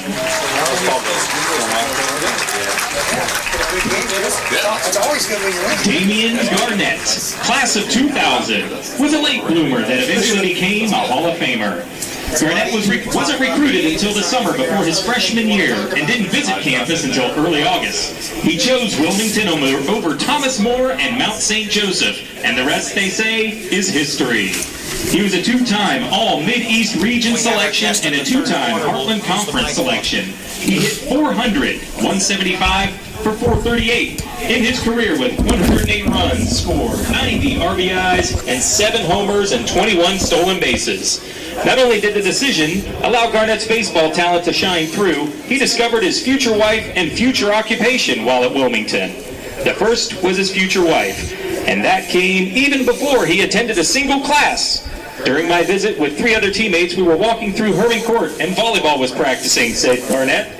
At that moment, I turned to my friends and said, I wanted to date her. They officially met during orientation about 2 weeks later and had many of the same classes, and it just evolved. The pair also worked in the Wilmington equipment room during their undergraduate years. In the summer before his sophomore season, Garnett was given the task of helping break in the new equipment manager. He has spent his entire career working in equipment and is currently the Assistant Athletic Director of Equipment Operations at the University of Nevada. Garnett and his wife, Jill Neff, have 2 daughters, Madison and Caitlin. Ladies and gentlemen, Hall of Famer, Damian Garnett.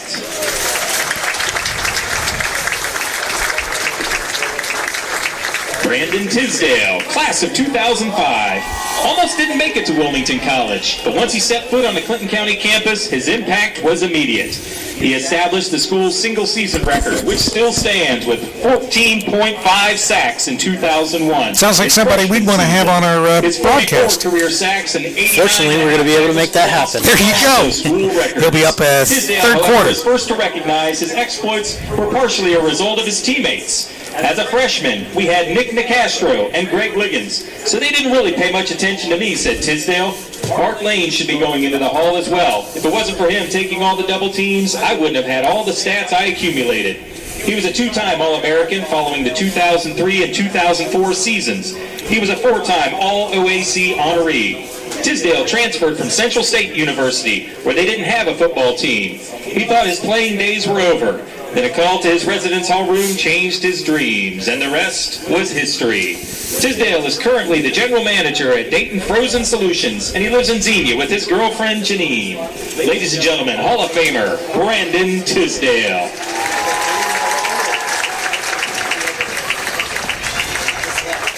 Bruce Blossom made an impact on the lives of plenty of Wilmington College student athletes as a head baseball coach, assistant football coach, and intramural director. He had a curious response when receiving the news he was selected for the Hall of Fame. I asked Terry Rupert for a recount, Blossom said jokingly. Blossom served as an assistant football coach from 1974 to 1990 under Hall of Famer Bill Ramsire, and he was also the head baseball coach from 1974 to 1990. It was a fantastic opportunity for me, said Blossom. It was a great time, and I enjoyed every moment. We had a great student athletes. We were down to earth and wanted to learn. Blossom followed Ramsire to the University of Virginia Wise, where he retired but is still serving as an adjunct professor. Ladies and gentlemen, Hall of Famer Bruce Blossom.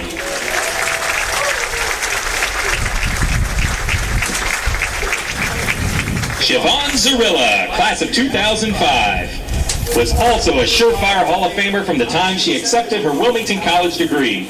It still didn't mute the moment. Standing at 5'8", Zarilla seemed much like an unimposing figure until the lights came on and she stepped onto the court. She immediately was a force in the Ohio Athletic Conference, earning all OAC honors in each of her 4 seasons. Zarilla was named first team in 2005. The same season, she picked up All-American honors. She was also a key figure on the 2004 National Championship team and the 2003 Elite Eight team. More than 10 years following the end of her basketball career, Zarilla is 10th all-time in Division III rebounding. She still holds school records with 1,330 boards. She feels it's a record that will stand for a while. For someone to break the record, she will probably have a unique toughness, said Zarilla. Her stellar career almost never got off the ground floor. Her high school coach convinced Zarilla to try it for a year. Needless to say, 1 year became 4, and Zarilla is a Hall of Famer. She works for PCN Development, building high-end residential homes in South Florida. Ladies and gentlemen, Hall of Famer, Siobhan Zarilla. Siobhan is stuck in Florida right now because of the bad weather. Unfortunately, was unable to get out. Well, hopefully she's listening to the broadcast, and we want to wish her all well and stay safe. I was unfortunately, the year after she graduated was my first year. I also unfortunately had to coach against her, and I tell you what, the young lady, she just got every rebound ever. If the ball came off the basket, she got the rebound. She loved to hit the boards. Loves to say she got every rebound, but she never boxed anybody out. Right. But when you're as good as Siobhan is, you don't have to box anybody out. It is now time to introduce your 2016 Wilmington College Homecoming Court. And, of course, this is homecoming. Our freshman attendants, Sophia Hallam, Isaiah Pringle, and Jeff Clydesdale. Sophia is from Delaware, Ohio, majoring in marine biology and zoology. She is the daughter of Beth Hallam. Sophia is a member of the Art Club, volunteers at the Clinton County Homeless Shelter, is a member of Chi Alpha Christian Fellowship, and participated in the 2016 Summer Leadership Plunge. Isaiah is from Maineville, Ohio, and is currently an undecided major. He is the son of Trina Pringle. Isaiah is a member of Chi Alpha Christian Fellowship and teaches hip-hop for the Quaker Fitness program. Isaiah is excited to be performing in Hairspray, his first college theater production, this fall. Jeffrey is from Circleville, Ohio, majoring in athletic training. He is the son of Scott and Sherry Clydesdale. Jeffrey is a member of the track and cross-country teams. He's also a member of the Student Athlete Advisory Committee and participated in the 2016 Summer Leadership Plunge. Our sophomore attendants, Kenny Brown and Lawrence Daya. Kenny is from Xenia, Ohio, double majoring in English and education. She is the daughter of Mark and Michelle Brown and the sister of WC alum Matt Brown. Kenny is a representative on the Honors Advisory Board, a member of the Service Leader Executive Board, a sister of the Delta Omega Theta sorority, and an active participant in the theater department. Lawrence is from Canton, Ohio, majoring in athletic training. He is the son of Lawrence and Olivia Daya.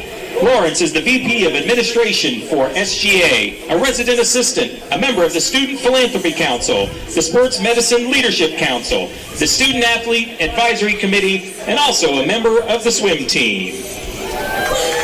Doesn't sound like he has a lot of extra time. He's a fantastic young man. I had him in class. One of his future goals is to run an Ironman. Oh, really? So, great young man, great student. Malin is from Huber Heights, Ohio, majoring in athletic training. She is the daughter of Stephen and LaShawn Pittman. Malin is a member of Athletes in Action and the women's basketball team. Brandon is from Cincinnati, Ohio, majoring in athletic training with a minor in psychology. He's the son of Carrick and Victoria Johnson. Brandon is vice president of BSI and a cheerleader for Wilmington College. He is the recruitment chair for Lambda Chi Alpha Fraternity, VP of Faculty, Alumni, and Trustees for SGA, and the assistant resident director of Austin Pickett Residence Hall. Brandon is also a cast member of the fall theater production of Hairspray. Pretty proud of Malin as well. I was fortunate enough to recruit her to Wilmington. And now the senior attendants. Elise Sproul and her brother, David Sproul. And we're not that far away, really, from basketball season. Not too far at all. Starts next Sunday. She's the daughter of James and Susan Sproul. Elise is president of the Student Government Association, a member of the Student Athlete Advisory Committee, a member of Kappa Delta, treasurer of the Water Polo Club, a member of the swim team, and the Food Service Committee. David, also from Evendale, Ohio, majoring in biology with a concentration in health sciences. He is the son of James and Susan Sproul. David is a member of the swimming team, Student Athlete Advisory Committee, president of the Water Polo Club, and also enjoys long walks on the beach and candlelit dinners. David and Elise are proud to be 2/3 of a set of triplets currently attending Wilmington College. Again, fantastic students and young people. Teresa Noak and Alec Rivers. Teresa is from Bloomfield, New York, majoring in psychology and criminal justice. She is the daughter of Beth and Robert Noak. Teresa is actively involved in the theater department, the Wilmington College Chorale, and is a student office assistant in the Center for Service and Civic Engagement. Alec is from Ross, Ohio, majoring in sport management. He is the son of Emily and David Rivers. Alec is captain of the soccer team, Lambda Chi Alpha fraternity, the entertainment chair, the activities programming board, a member of the Student Alumni Association, and the Sport Management Club. Megan Canfield and Kyle Bell. Megan is from Wakeman, Ohio, majoring in political communications for social change and psychology. She is the daughter of Chris Canfield and Mike Canfield. Megan is president of the Service Leader Executive Board, president of Faith in Action, a member of the orientation staff, a member of the Honors and WISE programs, president of the ODK Academic Honorary Society, a writer for The Witness, and an avid enthusiast for all things related to social justice. Kyle is from Ashland, Ohio, majoring in agriculture business and political science. He's the son of David and Lana Bell. Kyle is a member of the Aggies, Collegiate Farm Bureau, a resident assistant, Student Philanthropy Council president, and is an intern and student ambassador for the Office of Admission. Kyle also serves as the president of Lambda Chi Alpha. Taylor Scott and Travis Shadler. Taylor is from Lynchburg, Ohio, with a double major in psychology and social work. She is the daughter of Heather Pierce and Stacy Scott. Taylor is the editor of the yearbook, served as the recreation chair for the Activities Programming Board, a member of Omicron Delta Kappa Academic Honorary Society, a sexual assault hotline intern, a member of the women's soccer team, and works for the Office of Career Services. Travis is from Goshen, Ohio, majoring in psychology. He is the son of Jeff and Terry Shadler. Travis is the VP of Finance for the Student Government Association, a member of the Student Athlete Advisory Committee, a resident assistant, and a member of the track and field team. Travis has also served as the Summer Leadership Plunge as a participant and student assistant. And now, please welcome back the 2015 Wilmington College Homecoming King and Queen, Lewis Williams and Ashley Andracki. Ashley is currently finishing her last year at Wilmington College and will then pursue a master's degree in the athletic training field. Lewis is currently living in Dayton, Ohio, and works for the Montgomery County Treasurer's Office. Ashley's going to be a fifth-year senior, most likely our starting point guard for the women's basketball team. Yep, we've covered her more than a few times. It's a great pleasure to introduce your 2016 Homecoming King, Travis Shadler.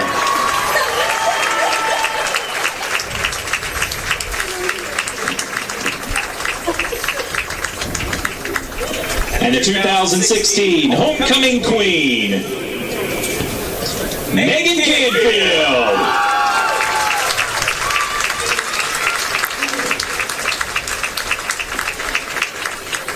We'd like to congratulate Travis and Megan and all of our attendees on our 2016 Homecoming Courts. So there you have it, our homecoming court, our queen and king. We're at halftime here at Townsend Field. Wilmington leading the Baldwin Wallace Yellow Jackets 14-6. in the top. One of the great things about being associated with Wilmington College, getting a chance to know these young men and women that are down there on the field, great group of people, extremely involved in campus. And it's nice to have those young men and women honored, not by just faculty and staff, but now also their students, their fellow students recognize that. So an impressive group of young men and women down there on the field today. And of course, not only are they active here in the Wilmington College community, but they're active in the Wilmington community as well. There's a lot of things that these young people do outside of the campus in Wilmington general, whether they're volunteering at the homeless shelter or they're volunteering at Sugar Tree Ministries, or they're doing other work around the community to help make the Wilmington community even a stronger place. Absolutely. And our sports information and director, who is also our SAC director, has done a great job of our SAC is called Student Athletic Advisory Committee. It's a group of student athletes. He's gotten those involved in the local elementary schools, out doing programs with them. We have different activities, whether it be baseball, softball, basketball, football, lacrosse. We've done all kinds of camps, soccer, you name it. I hate to leave out any sports, swimming. Done a great job of being able to have those kids at those local elementary schools come and do free camps and clinics here, where they have an opportunity to learn about those sports and hopefully become lifelong participants in those things. Right. It makes the Wilmington community that much stronger, and it enriches the community. And having this university, this college right here in our community is just a great asset to the Wilmington area. So as I'm looking at the stats from halftime, a couple things jumped out to me. We're looking at total offensive yards, 251 yards for the Quakers in this half. That's one more yard than we've been averaging over the first 4 games. So that's great. They're doing a great job of moving the ball up and down the football field. 54 yards they average per game rushing, and we are at 124 at the half. A lot of that done by Chase Manica, who has 92 yards at the end of the half and a touchdown, averaging 7.1 per carry. Luke Credit, 4 rushes for 26 yards, 6.5 yards, and each one of those 4 rushes seemed to count at just a big time. A couple of those coming on third down. And then P.J. Myers having a nice game, 3 receptions for 53 yards and a touchdown. Sean Ruth in his first game, 3 receptions, 28 yards, and again, a couple of those big. One he was interfered with, just showed great hands, being able to complete that catch. Now, Baldwin Wallace on the other side, Jake Hudson averaging 7, that's their quarterback, 7 rushes, 61 yards, 7.5 yards a carry. So really his feet are playing as big a role as his arm. He's been impressive. He's only 6 of 10 throwing the ball, but when you've been able to run the ball the way they have, you don't have to throw the ball a lot. Wilmington having a couple sacks. Again, something important. That defensive, offensive line, again, I think this battle is going to come down in the second half to who runs the ball better, who's able to stop the run. And I think that one thing that we don't want to overlook is the fact that Wilmington was able to block that PAT, so that may play an important part in what the outcome of this game ends up being. That's definitely going to change how they're looking at scoring situations for the rest of the game. So that becomes a big point. Big point on that. Number 1, Carner was able to recover that ball when it looked like there was 2 Wilmington guys that were just about to pick it up and maybe go the distance. Run for 2, right. Jay Higgins, who was one of those guys that was going, he had a big interception for a touchdown. Nice return last year in the Bluffton game in Wilmington's big victory on opening weekend last year. So we definitely know he's capable. So that may be a big point there as well. Point taken away, but then also 2 points saved. Right, and you can see that that game from last year on campusnation.com. We've got it there in that full HD glory. So if you want to check that out, that was an impressive win last year for Wilmington, and we hope to duplicate that at the end of today. Well, things are going well. Wilmington has the ball back again. Something we talked about early in the broadcast at the tip-off is they're going to get the ball. They ended the half with the ball. They're going to get the ball to start the second half. So hopefully we're able to wear that Baldwin Wallace defense out. Field position. It's been huge in this game. Let's see where Wilmington starts in this opening field position with the football. Well, and even the Baldwin Wallace Yellow Jackets, their field position, the only time they've scored in this contest was when they had the great field position because of the, I think they started, at the 40? Yeah, right around the 40. Right. So we're going to have some of the Hall of Famers. Again, we said Siobhan Zarilla was unable to make it back to Florida, but we're going to have some of the Hall of Famers, and the other 4 Hall of Famers all meet with us today. We have our first Hall of Famer up here with us to start the third quarter.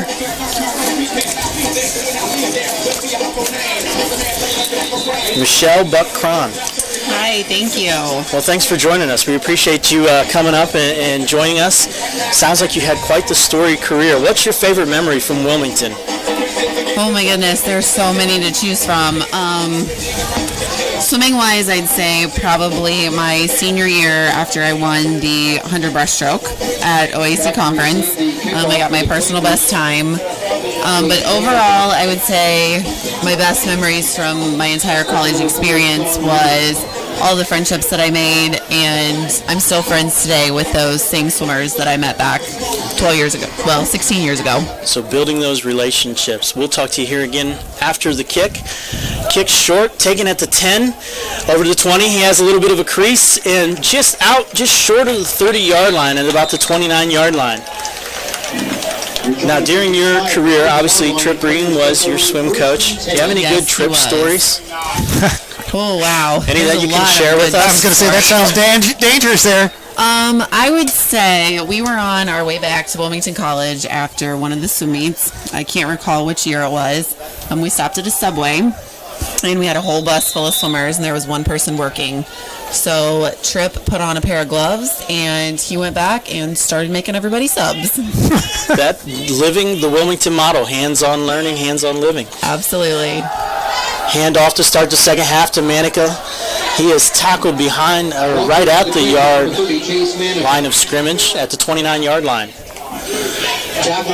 So what's the biggest thing from your Wilmington experience that's helped you to be successful after college? I would say when I was at Wilmington, whether it was Trip or all of my professors, everybody always pushed you to be the best that you could be, whether it was in the pool or in the classroom.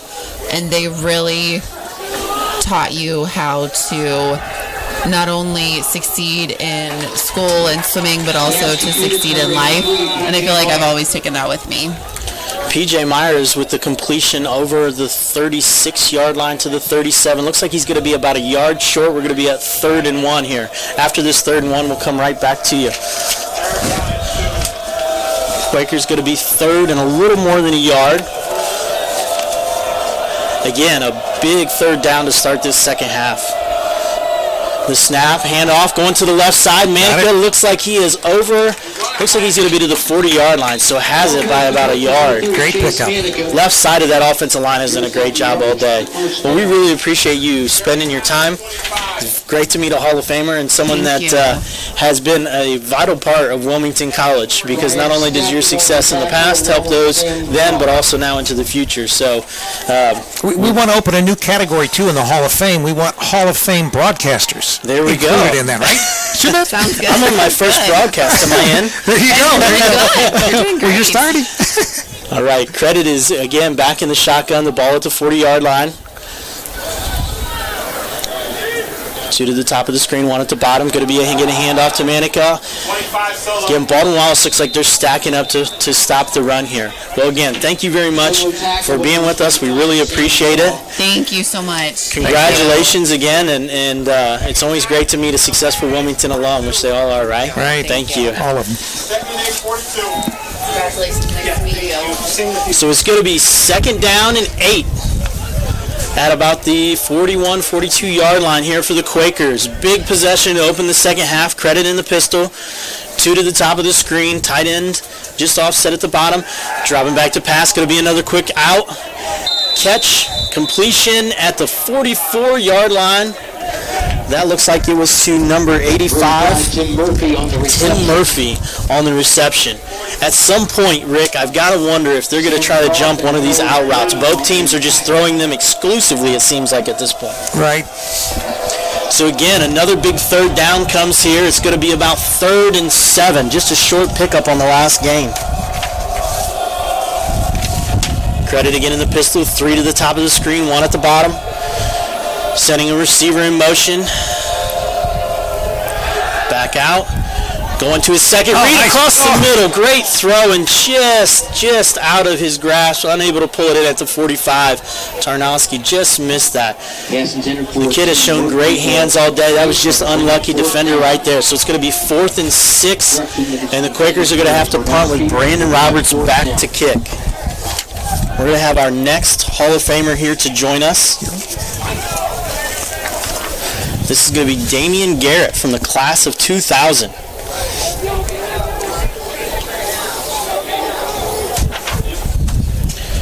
First, we're going to get the kick, though. Brandon Roberts back in formation at the 30. Kicking to the Quakers. Baldwin Wallace has 2 deep. Roberts kicking. Great kick. Nice kick. It's going to go into the end zone, unfortunately, for a touchback, but that's a great kick. The Quakers will take that. Again, there we talk about that starting field position. They'll be starting at the 25. We've had some success today when they've done that. Right. Damian, it's great to have you with us. We appreciate you stopping by. Thank you.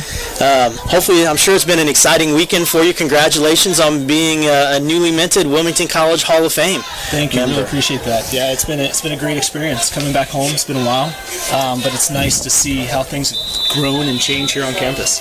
Did you get a chance to go down to the baseball field and take a little batting practice this weekend? I wish I could have, but unfortunately I have not seen the baseball field. I've had so much other things going on to see family and whatnot, so. Well, it's good. It's good to have you back. We'll talk again after this play. 1st and 10 at the 20-yard line. It's going to be a handoff up the middle.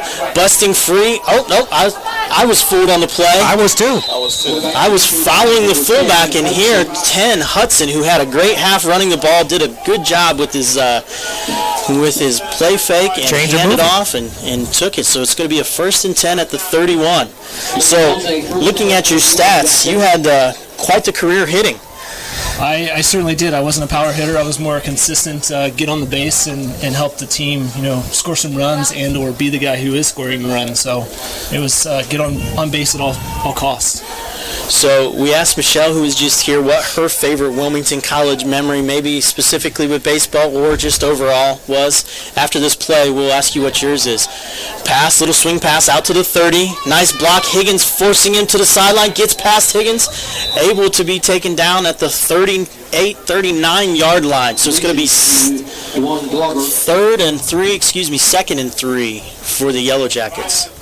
So, I would say probably, I've actually got 2. First one definitely would be baseball related, hitting my first career home run as my first hit, so which was a nice little thing. First home run, that's great. Yeah, which was nice. The second one would be meeting my wife, so that was definitely a great bonus when I came here. It was fun to hear about at halftime. Here we go with the snap. Fake handoff.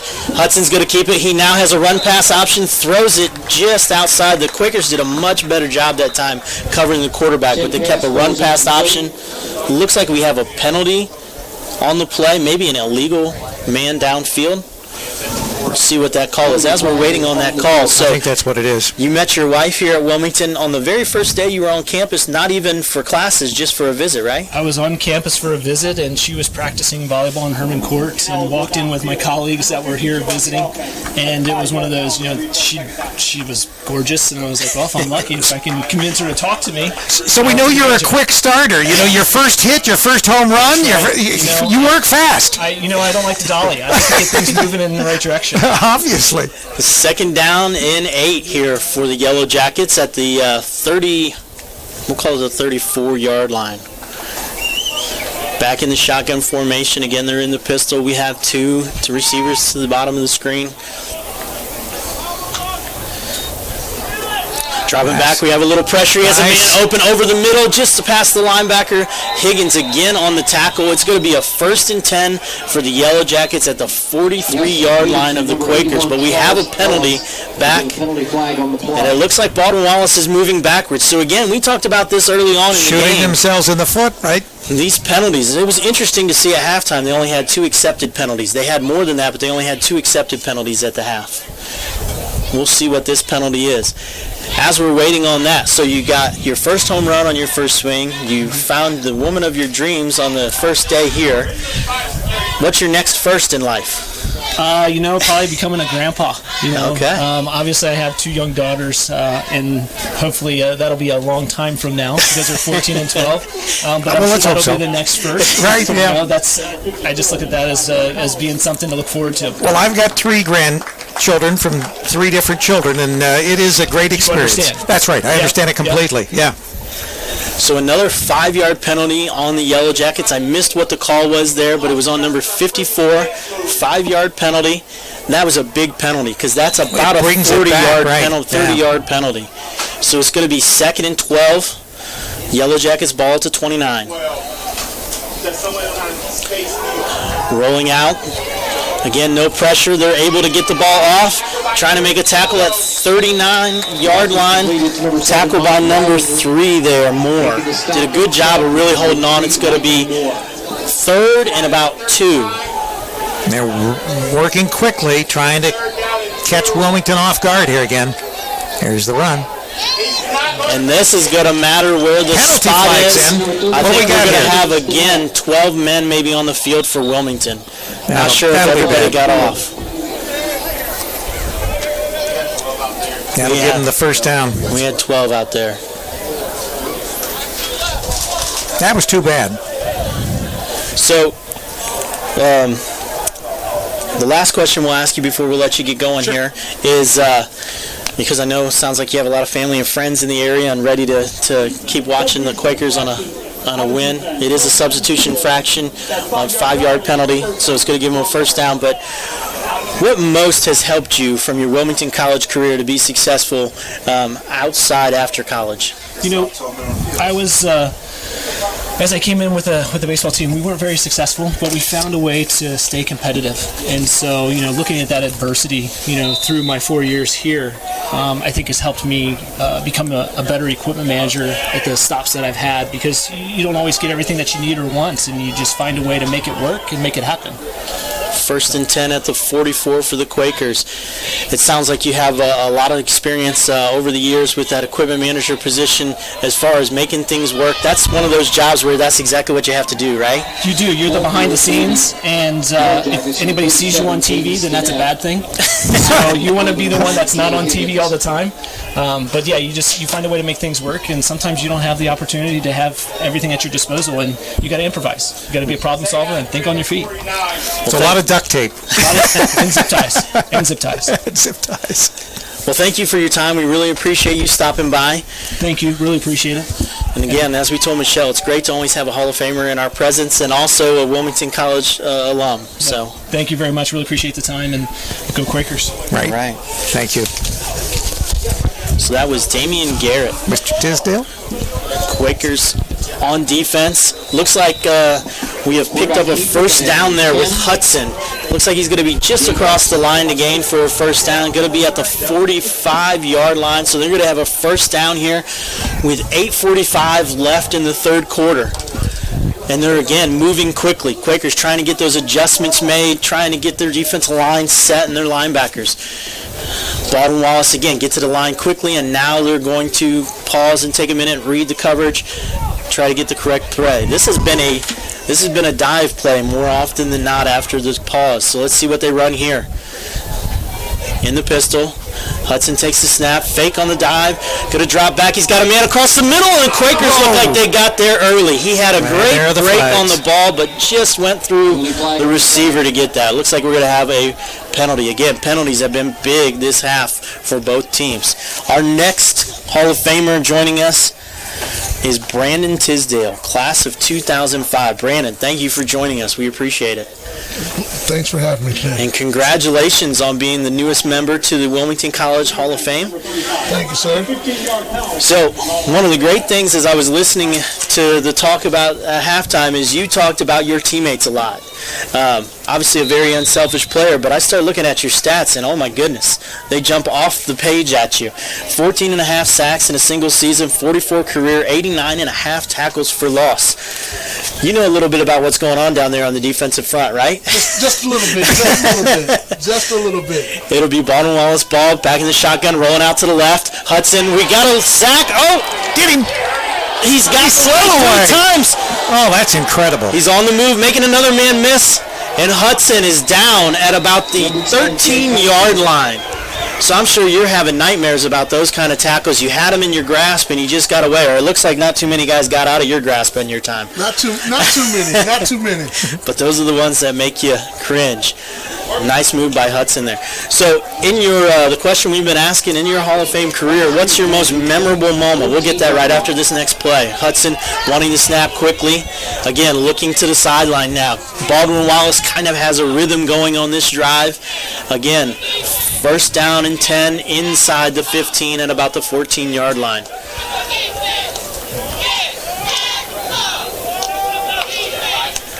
Hudson with the fake, handoff up the middle, and they are going to score. Number 37, Stinnett for the touchdown. Be interesting to see what they go for, whether it's just the extra point or whether they actually attempt to tie this game up. Looks like they're bringing the kicker out right now. So Simons is going to be kicking. Simonis, excuse me, is his name. Brandon will get to you that question right after this extra point here.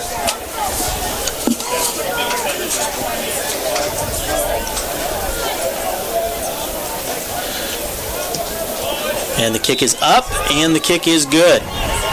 So, with 7:23 left in the third quarter, the score is now 14-13, Wilmington leading. So, Brandon, the question to you is, what's your most memorable moment here at Wilmington? That's a trick question. I don't think you can just have just one good moment. There were just so many good times, so many good memories. I couldn't just put it all down just to one. What about a memorable thing that happened on the football field, one or two things? Just a memorable game, a memorable moment? I'd say, I believe it was the last game that I played. I got a fumble and I got right. I think I was down right at the one yard line. So I definitely remember that play. I didn't have any touchdowns my whole career, and I was like, I'm gonna get this is my last chance, my last break, and I came up short.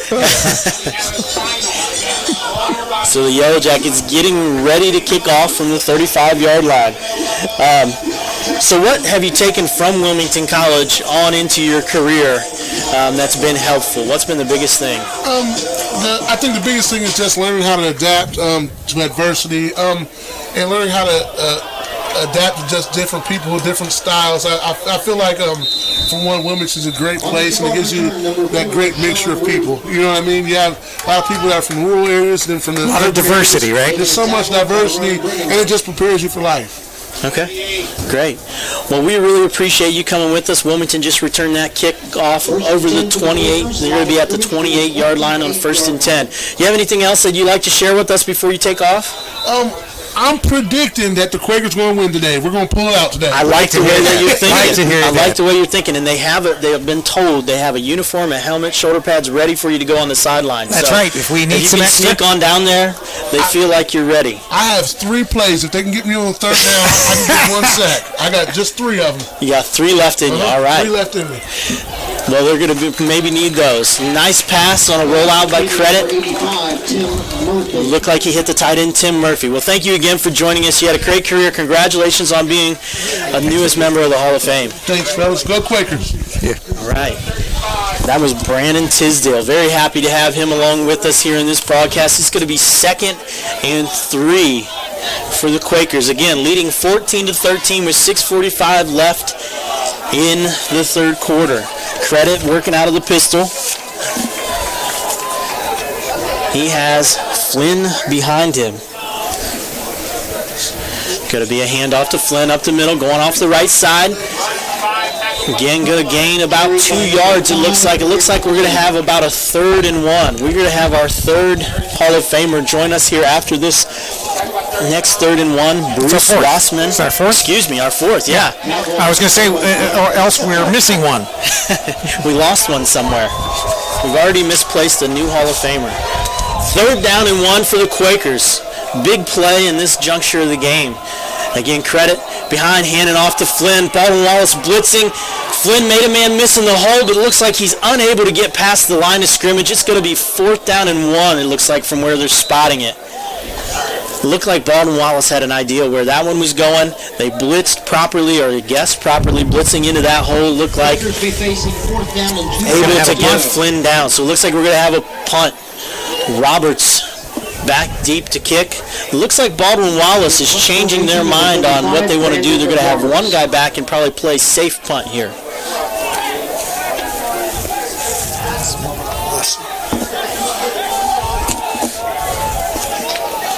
Roberts back to take the snap at about his 21.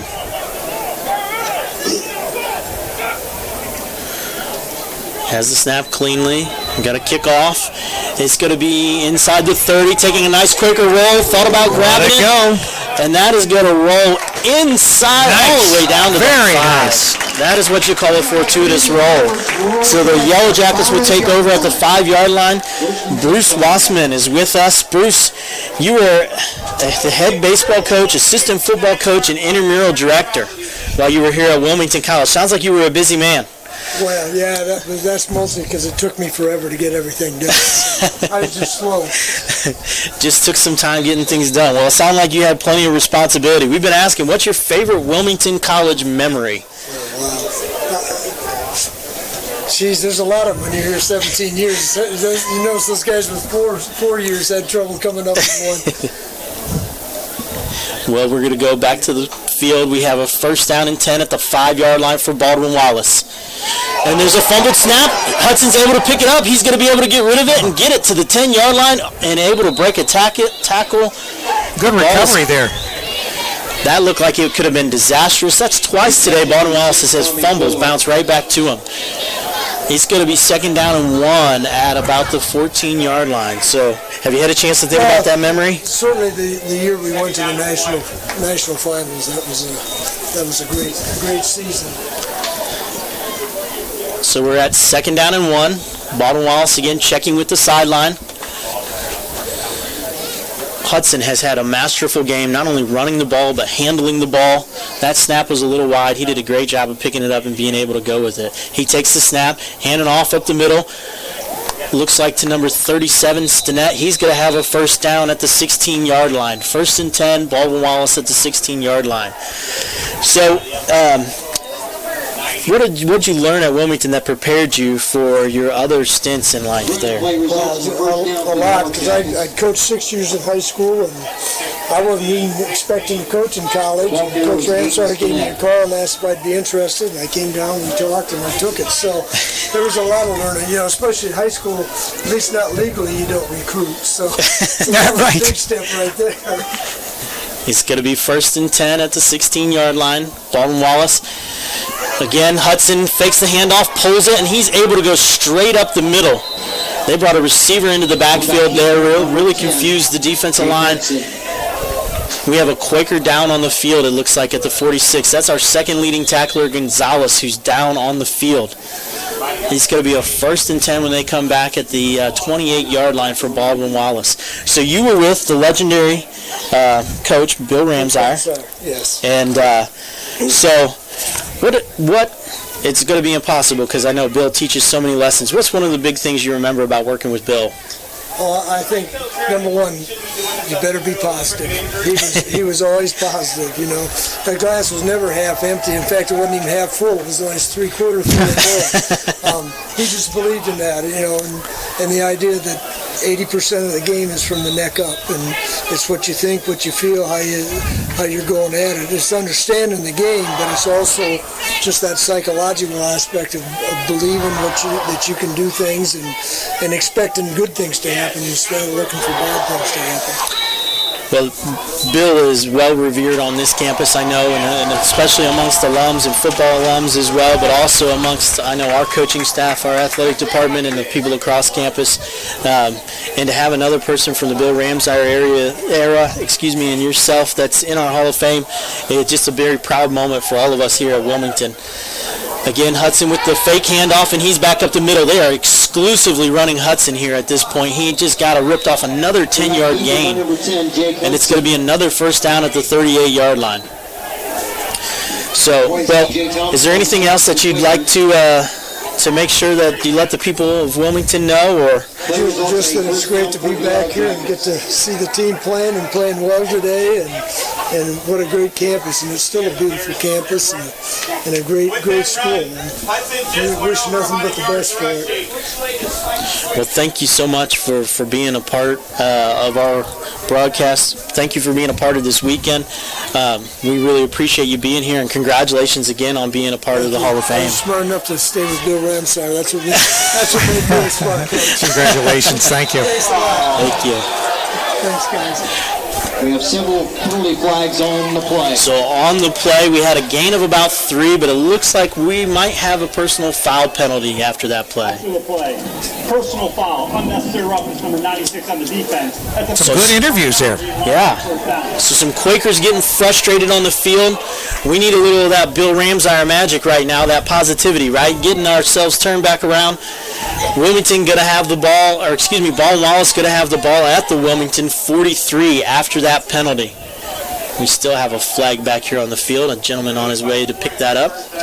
It's going to be 1st and 10. 2 runs ago, Hudson went over the 100-yard mark on the day. So he's having an excellent rushing day for the Yellow Jackets. Looks like Wilmington crowding the line of scrimmage. 1st and 10 for the Yellow Jackets. 2:27 left in this half. I don't have any time of possession, but it sure seems like the Yellow Jackets have had the ball most of the second half at this point, most of the third quarter. Rolling out, looked like a pass-run option, which really was only a run option. He tucked that ball pretty quickly, just across the 40-yard line to the 39-yard line. It's going to be 2nd and 6 for Baldwin Wallace. I think Baldwin Wallace, Rick, is under the impression is if it's not broke, don't fix it. Right, and I think that Hudson, he's running the show here, and he's been successful. So this is a big set of downs here for the Quakers. A lot of momentum seeming to be shifting toward the Yellow Jackets. Big play here with 2nd and 6 at the 39-yard line. Back to pass. Hudson looking for a man. He's got a man wide open down the field. Underneath. Threw it just a little bit, or otherwise he would have scored. He's down at the 5-yard line. Slipped behind the safeties, and he was wide open. Looks like we had a blown coverage on that play. Our safety looked like he was expecting man-to-man, and our corner looked like he was expecting help over the top. When he went down, he might have hurt himself. So it'll be 1st and goal for the Yellow Jackets at the 5-yard line. Muskingum 17. Ohio Northern is leading Capital 41-14. 41-14, Ohio Northern over Capital. 38-14. Last report, John Carroll over Marietta, 35-0. 35-0. John Carroll over Marietta. Some other OAC scores. Coach Harrison has just called his group together.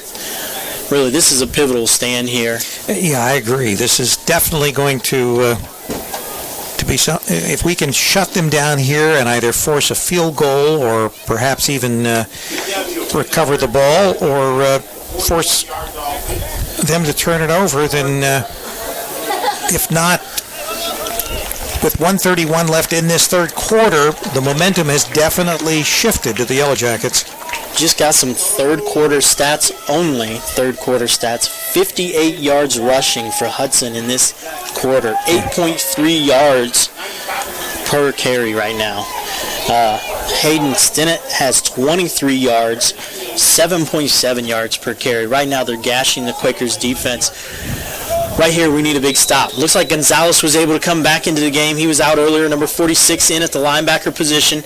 Hudson in a tight trips formation to the left. Again, I expect option to be run here.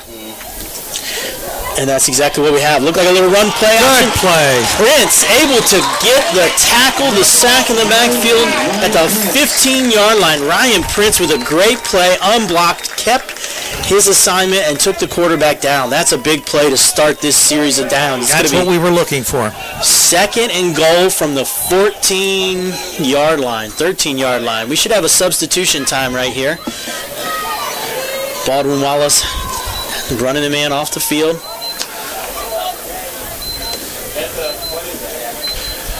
Checking the sideline for the play. Again, we have 2 receivers to the bottom and a tight end, 1 to the top. Running back here looking for another rollout pass. He's dropping back. He's got a man in the corner of the end zone looking up for the ball. Just incomplete, just outside. The official is saying he did not get a foot down. He caught the ball, just unable to get a foot down. Again, the Baldwin Wallace has had 11 first downs in this quarter to Wilmington's 1. But this is the biggest down probably of the quarter, because if we get a stop here on 3rd down, if the Quakers are able to get a stop here on 3rd down, it can really, again, switch that momentum back and possibly force them, depending on the spot, of kicking a field goal. So we have 2 receivers to the bottom of the screen with a tight end, 1 to the top. Running back just offset of the quarterback. Hudson sends the man in motion. Now trips to the bottom of the screen, going to run the quick out. They have a man on the out and up. Throws it, almost intercepted. Did he catch that ball? He was out of bounds. The official has his hat off, meaning he stepped out of bounds before he caught the football. So, generally when they don't have a hat, I'm speculating he was out of bounds before he touched the football. So maybe he caught it inbounds, but he was out of bounds before he touched it. So that official will have to sit out a play.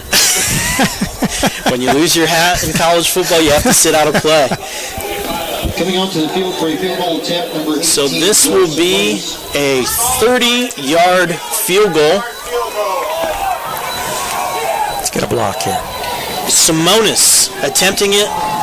Baldwin Wallace looking to take the lead. Again, the Quakers blocked an extra point earlier in the half. They get a good rush. Looked like it was wide left. And I tell you what, they rushed him on that. That was a great job up the middle. I believe that was Darren Milligan again with the pressure up the middle. Quakers fired up on that one. Great job by the middle of that Quaker defensive line. That's a momentum swing right back to the Quakers. They maintain the lead. 18 seconds left here in this 3rd quarter. Now it's time to see if we can get that offense rolling. They've only had, I believe, 3 plays and maybe 5 plays in this quarter, counting some penalties. Credit back again in the pistol. Manica set behind him, 2 at the top, 2 at the bottom. We have a draw up the middle. Looks like it's going to be a gain of about 1 or 2 yards for Manica. And that will most likely be the end of this 3rd quarter. So we will go to the quarter break with the Quakers leading 14-13. Homecoming weekend. Let's see if they can regain a little bit of that homecoming magic that they've had in the first half here in the 4th quarter. Well, certainly with that stop and then the field goal not being good, that has turned possibly the momentum back to the Fighting Quakers. Trying to get this nice crowd going here. Our defense excited about that stop down there on the sideline, getting some guys pumped up in the crowd. I'm excited for this 4th quarter. Rick, we're going to have a close game. We're going to have some guys that haven't been in a close game this year. Try to see what kind of plays that they can make. Yeah, it's going to be, it looks like a barn burner from here on out. 14-13. Can't be much closer. How important is it, Rick, to have a quarterback in this situation like Luke Credit, who has experience, who's played for a year now? You know, he's halfway through this season, and he's been very, very successful so far today, very careful with the football. How important is it to have a guy like Luke Credit running your offense here? I think that it's very important, and obviously, particularly when you talk about for your younger players, you want to make sure that you've got someone out there that is going to be steady at the quarterback position, and hopefully we can get a drive going here now. Credit with the pass, just overthrows his wide receiver, P.J. Myers. We have a penalty. I think we're going to have offensive pass interference again. All right. The wide receiver Volts, he just barreled into the defensive back and moved him back. Again, defense calls that a pick. Offense calls it a rub. That was just a flat-out block. So now we have one of those negative plays here. Looks like Baldwin Wallace trying to decide whether they want to take that penalty, make it 3rd and 7, or make it again 2nd and about 17. I think they're going to go the 2nd and 17 route.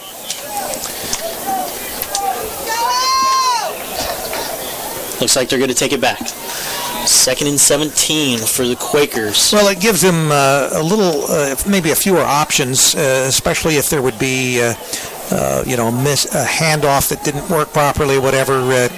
Closer you can push your opponent back to the goal line, probably the better.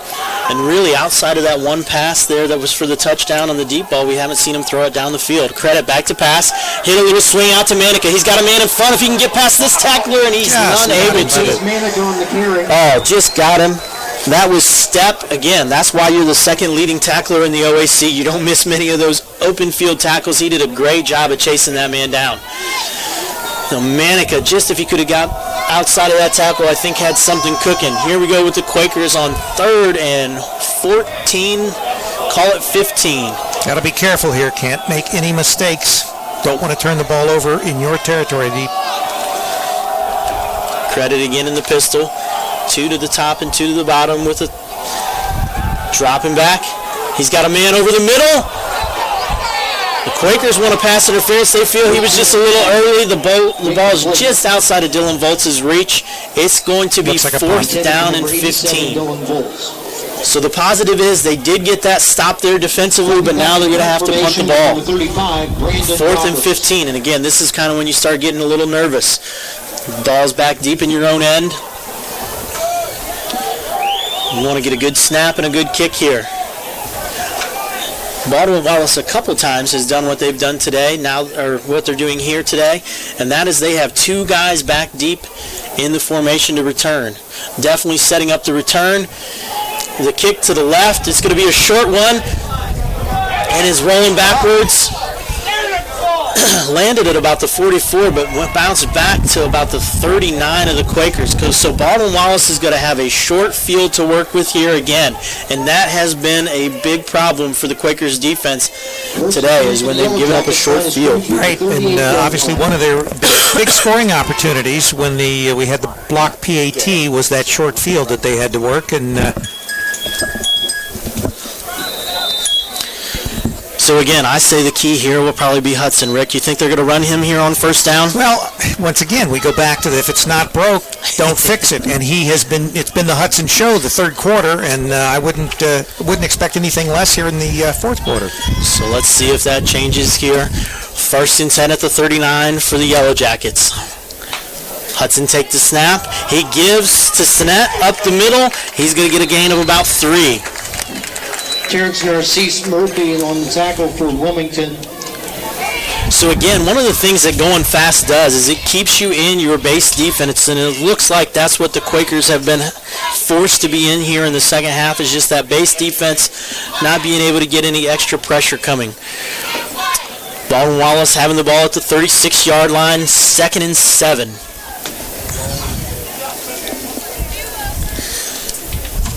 Hudson changing the play at the line.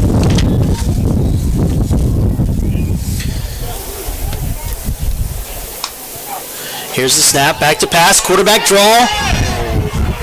And he is going to cross the 25. He's going to be down right at the 25-yard line. I tell you what, I don't think about even dropping back at this point if I'm Baldwin Wallace, unless it's a draw. They are having success running the football with their quarterback. Yeah, Wilmington hasn't figured it out yet. 25-yard line, 1st and 10. The defense needs another big stand here. Baldwin Wallace back in the pistol. Now they're motioning number 83 to the bottom of the screen. 2 wides to the bottom of the screen. 2 wides and a tight. Motion the running back to even. Looking to the sideline, looking for that call. Hudson again, getting him reset. 1 on the play clock, just barely get it off. Hand up the middle. Tackle by a host of Quakers. Not much. Got about a yard there. That was number 42, Poland, one of the main men on the tackle. So I think they've done a little better job on the dive. Now they've really got to work on getting that quarterback down here. This is when he has been dangerous. So again, 2 wides to the top with the tight end, 1 at the bottom. We're in the pistol formation.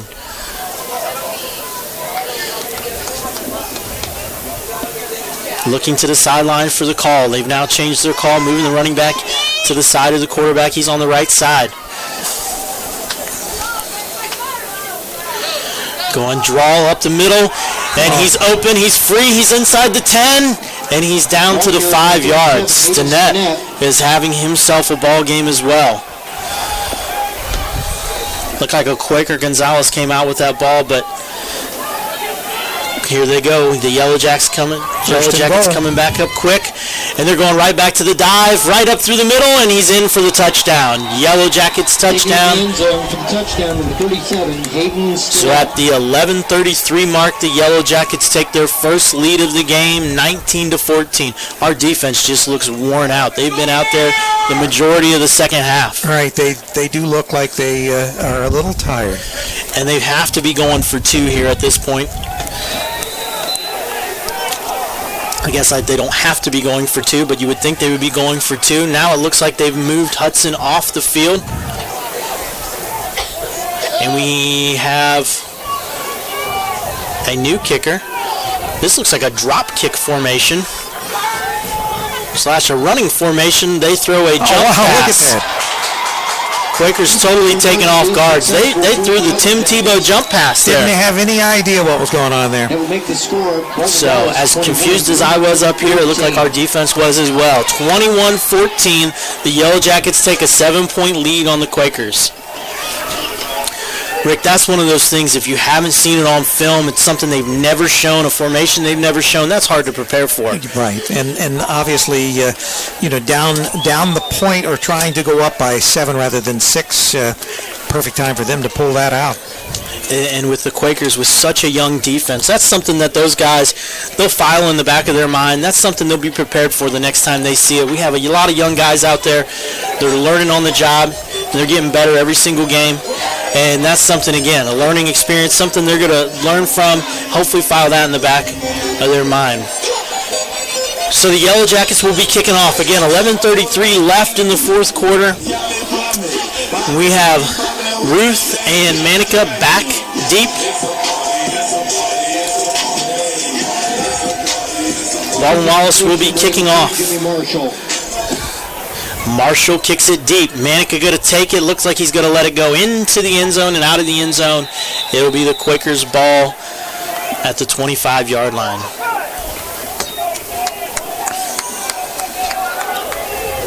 So again, we've had success moving the ball. The Quakers have from that 25. This is a time where we really need a time-consuming drive, and obviously to put points on the boards, but to give our defense a little bit of a rest there as well. The longer this drive can last, really the better for our defense. So it'll be 1st and 10 at the 25. We have 3 wides, trips to the top of the screen, credit again in the pistol. Looks like we have single coverage with a single high safety. Now's a chance to go deep. He throws a little underneath pass to the 30-yard line, caught by Volts. Volts is able to get to, looks like the 32-yard line. Nice little gain on first down. That's a way to get a drive started, get a little rhythm. Right, looks like maybe 2nd and 4. In the first half, Credit went almost the whole half not having an incompletion until that interception. And then this half, he just hasn't got that rhythm going yet. We need a few completions going here. Looks like he got started with the first one. 2nd and 4. Credit again in the pistol. Taking the snap, dropping back. He has a man on the in-cut route. Again, it's Volts having a nice afternoon here for Volts. He's at the 39-yard line for a Quaker first down. Good quick play. So often getting that first down really gets you going of the second half. Once again, the Quakers are up-tempo. They want to keep this moving quickly and not give Baldwin Wallace too much time to think about their defense. So we have Flynn in the backfield behind Credit calling the signals out. He's dropping back. He's got him on out again, just outside. Was he able to catch it? Looked like he caught it twice. He is. He got a completion. I believe that's Tarnowski up there. Tarnowski, excuse me. I should know how to pronounce our own guys' names, right? Well, your first broadcast, we'll give it to you. So it'll be 2nd down and about 6 or 7 here at the 43-yard line. Credit again in the pistol. 2 wide receivers to the bottom and the top. Handoff up the middle to Eric Flynn. The Quakers just have not been able to get that running game going here in the second half. They did get a couple yards there to make it a good third and manageable, third and about 3. You know, in the first half, Rick, they were right on pace with the chains the whole time when they had the ball. Right. This half, it's not been that situation, has it? No, not quite. So again, we're at a big third down. Third and about 2.5, 3. Credit in the pistol. This might be 4-down territory just over the 46-yard line for the Quakers. Looks like we might have a blitz from Baldwin Wallace up the middle. Credit moving his running back to the side. Credit back to pass. Gonna get outside. On the move. Breaks the tackle. Makes a man miss. He's up across the 40 and down to the 36, 37-yard line. Nice run. I tell you what, he has been timely on his running all day. The running of both quarterbacks being a huge story in this game. Credit. Huge run there on third down. First down and 10. 92, John Allen with the tackle. So we're now at the 36-yard line of the Yellow Jackets. First and 10. Credit again in the pistol with trips to the top. Going to get a little bubble screen, trying to make a man miss. Again, I love the rhythm they've got going in this quarter here, on this drive. On the reception, number 83, P.J. Myers. That was P.J. Myers with the reception. Credit looking to the sideline, slowing the things down just a little bit here from the pace they were going earlier. They're going to come out with 2 wides to the top, 2 to the bottom. Again in the pistol formation. Credit looking over the defense. Dropping back. He has Flynn here. Can he make a man miss? He did. He's inside the 20. Nice. About the 19, 20-yard line by Flynn. Great job by Credit. Seeing they've got things covered up, getting it out quick before the defense has a chance to get to him. Flynn does a great job using his speed to get to the corner. Again, now they go quickly. We're under 8 here in the fourth quarter. 14-21. Wilmington is down to Baldwin Wallace. Credit trying the hard count. Dropping back to pass. He's got a man over the middle. He's leading him just out of his reach. Tyler Tarnowski just missed him. Oh, just a little bit lower, and maybe we have 6 there for the Quakers. You can't fault Credit, though. He's had, I think, a pretty accurate day. Done a great job leading this offense. They're now into the huddle. Not something we've seen them do a whole lot. Have to introduce themselves. Okay, because they're coming out in a trick formation. They have Sterling Clark, the left tackle, at the top. They're looking to throw over there. Nobody. They have a guy on the backside throwing it away. Credit. So a little trick. They're trying to draw the attention to the top of the screen and then throw back to the other side. Baldwin Wallace did not fall for it. I like the play. I like the imagination. Baldwin Wallace did a great job of being ready defensively there, understanding the situation and what was going on. So now we're at 3rd and 10 after that near miss on a touchdown in the first play of this series. The Quakers are at 3rd and 10. Credit with 2 to the top, 2 to the bottom. Calling out the hard count. He has the ball. No one to throw to. Looking to escape. Keeping the play alive. Just turning the corner.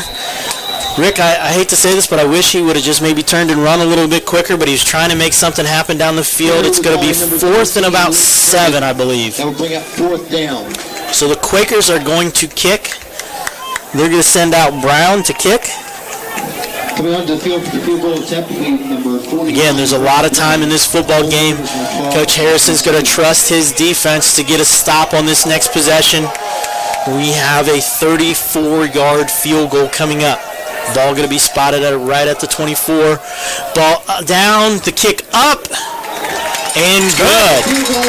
Nice. So Brown with the field goal puts the Quakers within striking distance at 17-21 with 6:51 left in the quarter. Well, that was a nice kick. That was a very nice kick. So Brown did a great job there. Sometimes it's hard, all the way on that far right hash, and you got to bring the ball back. Those are easy ones to hook. He did a great job of just splitting the uprights, it looked like, from here. Let's take this opportunity to thank some special friends. 6:51 remaining in this ball game. Baldwin Wallace with a 21-17 lead. Pizza, Buffalo Wild Wings, and Bill Marine Ford. And special thanks to Wilmington. So we've used this term before, but this is a big possession with just under 7 minutes, as you said. Yeah, we can't afford to let Baldwin Wallace control the tempo this series. We can't allow them to, keep the ball and eat that clock. So we're going to have to do something. We're going to have to do it quick, and then obviously we're going to have to leave ourselves enough time so that we in turn can get back down the field. And we still have to take it in. There's no way that a field goal is going to tie this up. So we need 4 points, and the only way we're going to do that is going into the end zone. So Brown has the ball teed up, ready to kick.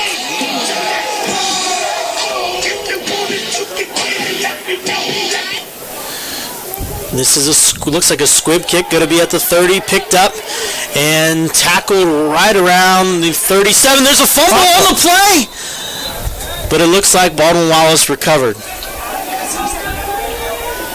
On the kickoff return, number 22, John McElfresh. So the Baldwin Wallace Yellow Jackets will have the ball at the 40-yard line. Good field position. With 6:43 left. Line of scrimmage will be the 40-yard line. I'm not sure if that was supposed to be a squib kick or if he just missed it a little bit, but that leaves Baldwin Wallace with great field position. Again, with just under 7 minutes left, a big possession for the Quakers as the Yellow Jackets come out. 2 wide receivers to the top, a tight end in a tight formation, and my guess is we're going to see a quarterback run, or at least a possibility. Especially here now that they've rolled a guy out. And here's the quarterback draw, and he's around the end. He's able to get across the 50, and he's out at the 43-yard line. Quarterback keeper by number 10, Jake. So imagine that, a quarterback keeper. Haven't seen that today, have we? They did a great job of motioning that running back out, something they've only done twice all game, getting the Quakers thinking maybe they're going to go with a throw, and again, quarterback draw to the opposite side. I think if I'm one of the Quaker defenders, I'm thinking I'm just not taking my eyes off Hudson no matter what. No. So we have a new tailback in. I believe this is back to our starter, Nigel Henderson. And he's got a handoff straight up the middle. He's tripped immediately, only a gain of 1. So also this clock is going to be working against the Quakers here at this part, under 6 minutes. We have a 2nd and 9 at the 39. Baldwin Wallace still lining up like they want to go fast. My guess is they're going to line up, make the Quakers get lined up, and take their time once they're at that line. Exactly what they're doing, looking over to the sideline for the call. Again, Henderson is off to the right, now switching over to the left side. Hudson taking that play down under 8 on the play clock. We have a pass, deep ball. Oh. And we have a touchdown for the Yellow Jackets. Deep ball, thrown, fade, touchdown, Yellow Jackets. Caught by number 5, Cook. Not what we wanted to see. And Rick, that looked like a lot of hand fighting. I thought so. It looked almost like we had a little pushing off there. Wilmington's defensive back went to the ground, but he was able to maintain his stride, was Cook, and he was able to go for the touchdown. So 27-17 lead for the Yellow Jackets.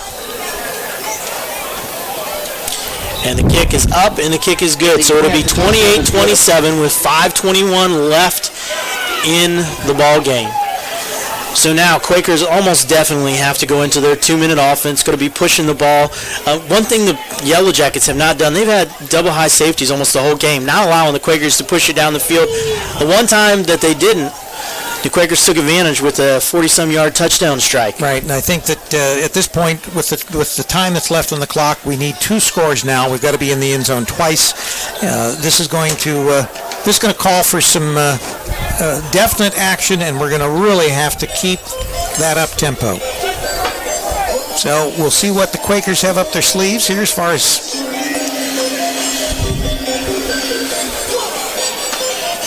Well, I grew up a Cleveland Browns fan. Baldwin Wallace is up in Cleveland. Was that the old Cleveland or the new Cleveland? The old Cleveland, and I still am. So you're a Baltimore Ravens fan. Is that what you're telling me? I am not. I can't stand Well, them. that's the old Cleveland. But I saw that team from the Berea, Cleveland area go into the prevent defense early and prevent themselves from winning. I'm hoping Baldwin Wallace does the same here today. The kickoff is deep. It's going to be a touchback out of the back of the end zone. So the Quakers will take over at the 25. So with 5:21, the Quakers will have the ball with the opportunity to go down and take a score. They're down 11. Kickoff go into the end zone for a touchback. Wilmington takes over first and 10. Line of scrimmage will be the 25. Now, Credit's experience in the no-huddle, hurry-up, spread offense is really going to come to pay dividends here, I think, in this situation. Well, we definitely have the quarterback for the situation, so the real question is the execution. If we can get the execution, then we can get down the field, we can put some points on the board. Again, here are the Quakers in the shotgun. In the pistol. Taking the snap. Credit back to throw. He's got the running back, Manica. Manica has a little swing pass, and he's going to be out of bounds just across the 30. Looks like almost to the 32 where we're going to get a spot. No, the 31. Nice pickup. Nice little pickup on first down. That's the way to get things going. Going to momentarily stop the clock, and they're going to go to run it again. So trips to the top of the screen. Credit in the pistol.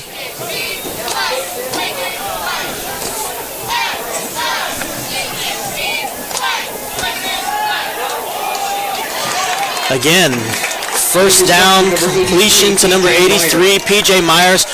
Really nice job by Credit getting the ball out quickly. First down stops the clock. Right, that's the key. Stops the clock. Even though we currently have the clock running. Don't understand why the clock is running. We hadn't had the change set yet, but now we do. Here we go. Two wide receivers to the bottom of the screen.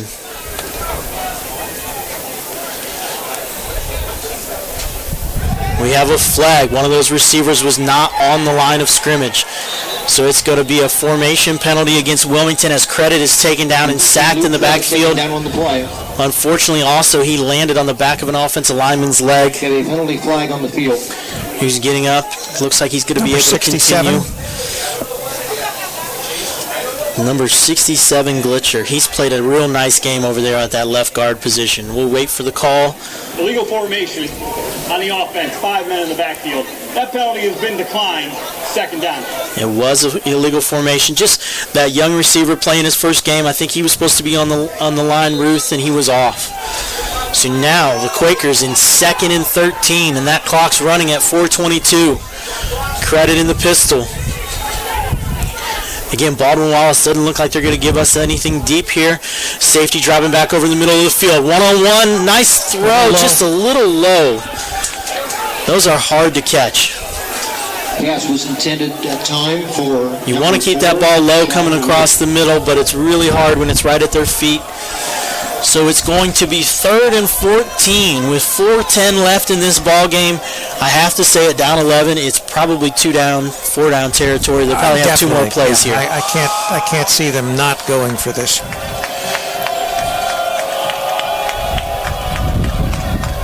So the Quakers with trips down to the bottom of the screen.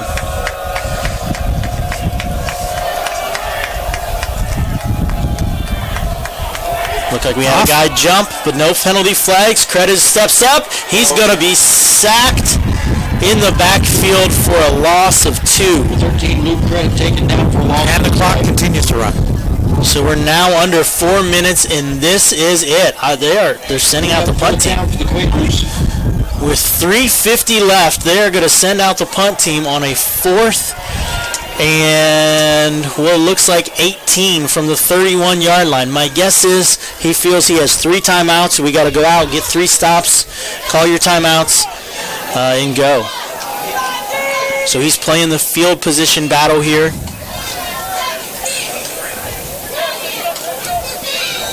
Roberts, who's at the 16-yard line. Snap, a little high. He's going to have to run. He's got a lane, but they are closing in quickly. He's not going to get the first down, and so that backfires on him. 35-yard line. I don't think that was a design play at all, just a bad snap. I don't think so, right? It was high. Obviously, effectively, what's happened is it would have been as though we would have gone for it on fourth and failed. Yeah. So Baldwin Wallace starts deep in Wilmington territory.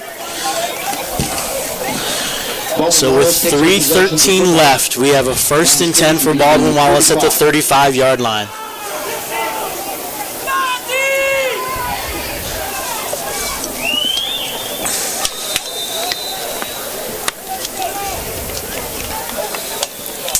You can feel some of the life leave the stadium after that play. Yeah, fans are quiet. Hudson, who is back out behind the center, he's had a phenomenal day rushing. Hopefully get those totals for you here at some point. He is in trips to the top. He's handing off to the fullback, who rushes for about 9 yards on first down. It looked like the Quakers' spirit was broken right there. Yeah, it obviously it's difficult. You've been in this game the whole game, and then it's sort of just getting through your fingertips here at the last few minutes of the game. How big was that interception at the end of the first half? Again, there was no time left on the clock, so they wouldn't have had a chance to kick a field goal anyway. We were questioning. Grant Brown had only kicked one field goal all year. Obviously, he kicked another one here in the second half. So those could be big points looking back. Right. You can always look back and look to some of those plays like that. Trust me, as a coach, hindsight is always 20/20. Right. Oh, off. Up the field, number 83 with the handoff, and he is over the 20-yard line. Penalty flag. We have a flag coming in from the back. That was at the end of the play, it looks like. 83. I think we might have a hold or an illegal block in the back. Number 90, Ryan Prince, he just got nailed from behind. And I think that's where we're going to have our penalty, possibly an illegal block in the back. Yeah, he got up not very happy. Walking backwards. Block in the back on the offense, number 37. That'll be a 10-yard penalty. Replay second down. So now with 2:19, the Quakers have 3 timeouts in their pocket. It'll be second down and about 9 here after that block in the back. Again, if they can get some stop for yardage here, maybe take one of those timeouts. But again, the clock's going to run. 20 seconds on the play clock, and I'm sure they'll run this under 2 minutes before they snap the football.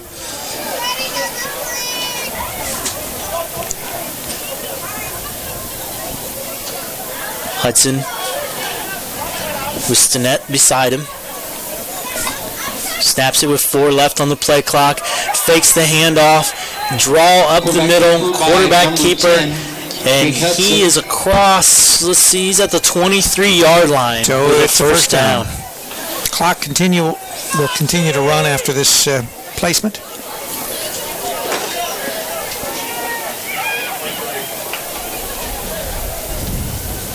We had a guy in the backfield there on Sinnett. Hudson did a great job of pulling it, getting up the field, and getting that first down for him.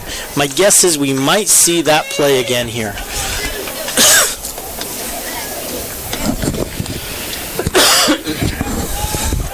Hudson again letting the play clock run. We're under 5 on the play clock, down to 1:20 on the clock. The snap, fakes the handoff, and Hudson slips and falls. So we got a little help on the tackle from the Turf Monster, as well as Gonzalez there on the tackle. BW player down. So that's going to stop the clock, and I believe under 2 minutes, Baldwin Wallace will be charged with the timeout. So a minute 10 left in this game. 17 for the Quakers, 28 for Baldwin Wallace. It'll be 2nd and 11. I tell you what, Rick, the thing you got to love, though, about the Quakers, not been the greatest start to the season, a bunch of young guys on the roster, and I tell you what, they battled and battled all day. Had a few key injuries, the heart and soul of that defense, David Henry going down really early on in the football game, and they've battled. Well, the good thing is we've also had some key players come back, or we've had some new players added as far as on offense. So we've got a lot that we can look forward to as far as here in these next few games that we've got, and hopefully that will that will add some offense, and the defense, obviously, they stepped up a lot more than they have in some of the past games, and I think that there's a lot to look forward to as far as in the rest of the season. Well, when we talked about big plays early in the game, really the big play that was a backbreaker for Wilmington was that last touchdown play where they were able to hit Cook for the touchdown. Right. Again, Hudson back. For some reason, the clock is running. Now Hudson takes the snap up the middle. And it's just, he is a load to tackle going through the middle of that line. He is down almost to the 15-yard line. It will be third and about 2.5, 3. Literally, he's taken this team on his back and carried it with him for this second half. Well, I think Baldwin Wallace has found a quarterback in this young sophomore. Right. Did enough with his arm to get him by, but did a ton with his legs. And now it looks like they're going to get into the victory formation here, Baldwin Wallace, with 16 seconds left on the clock. And that most likely will be the last snap of the game.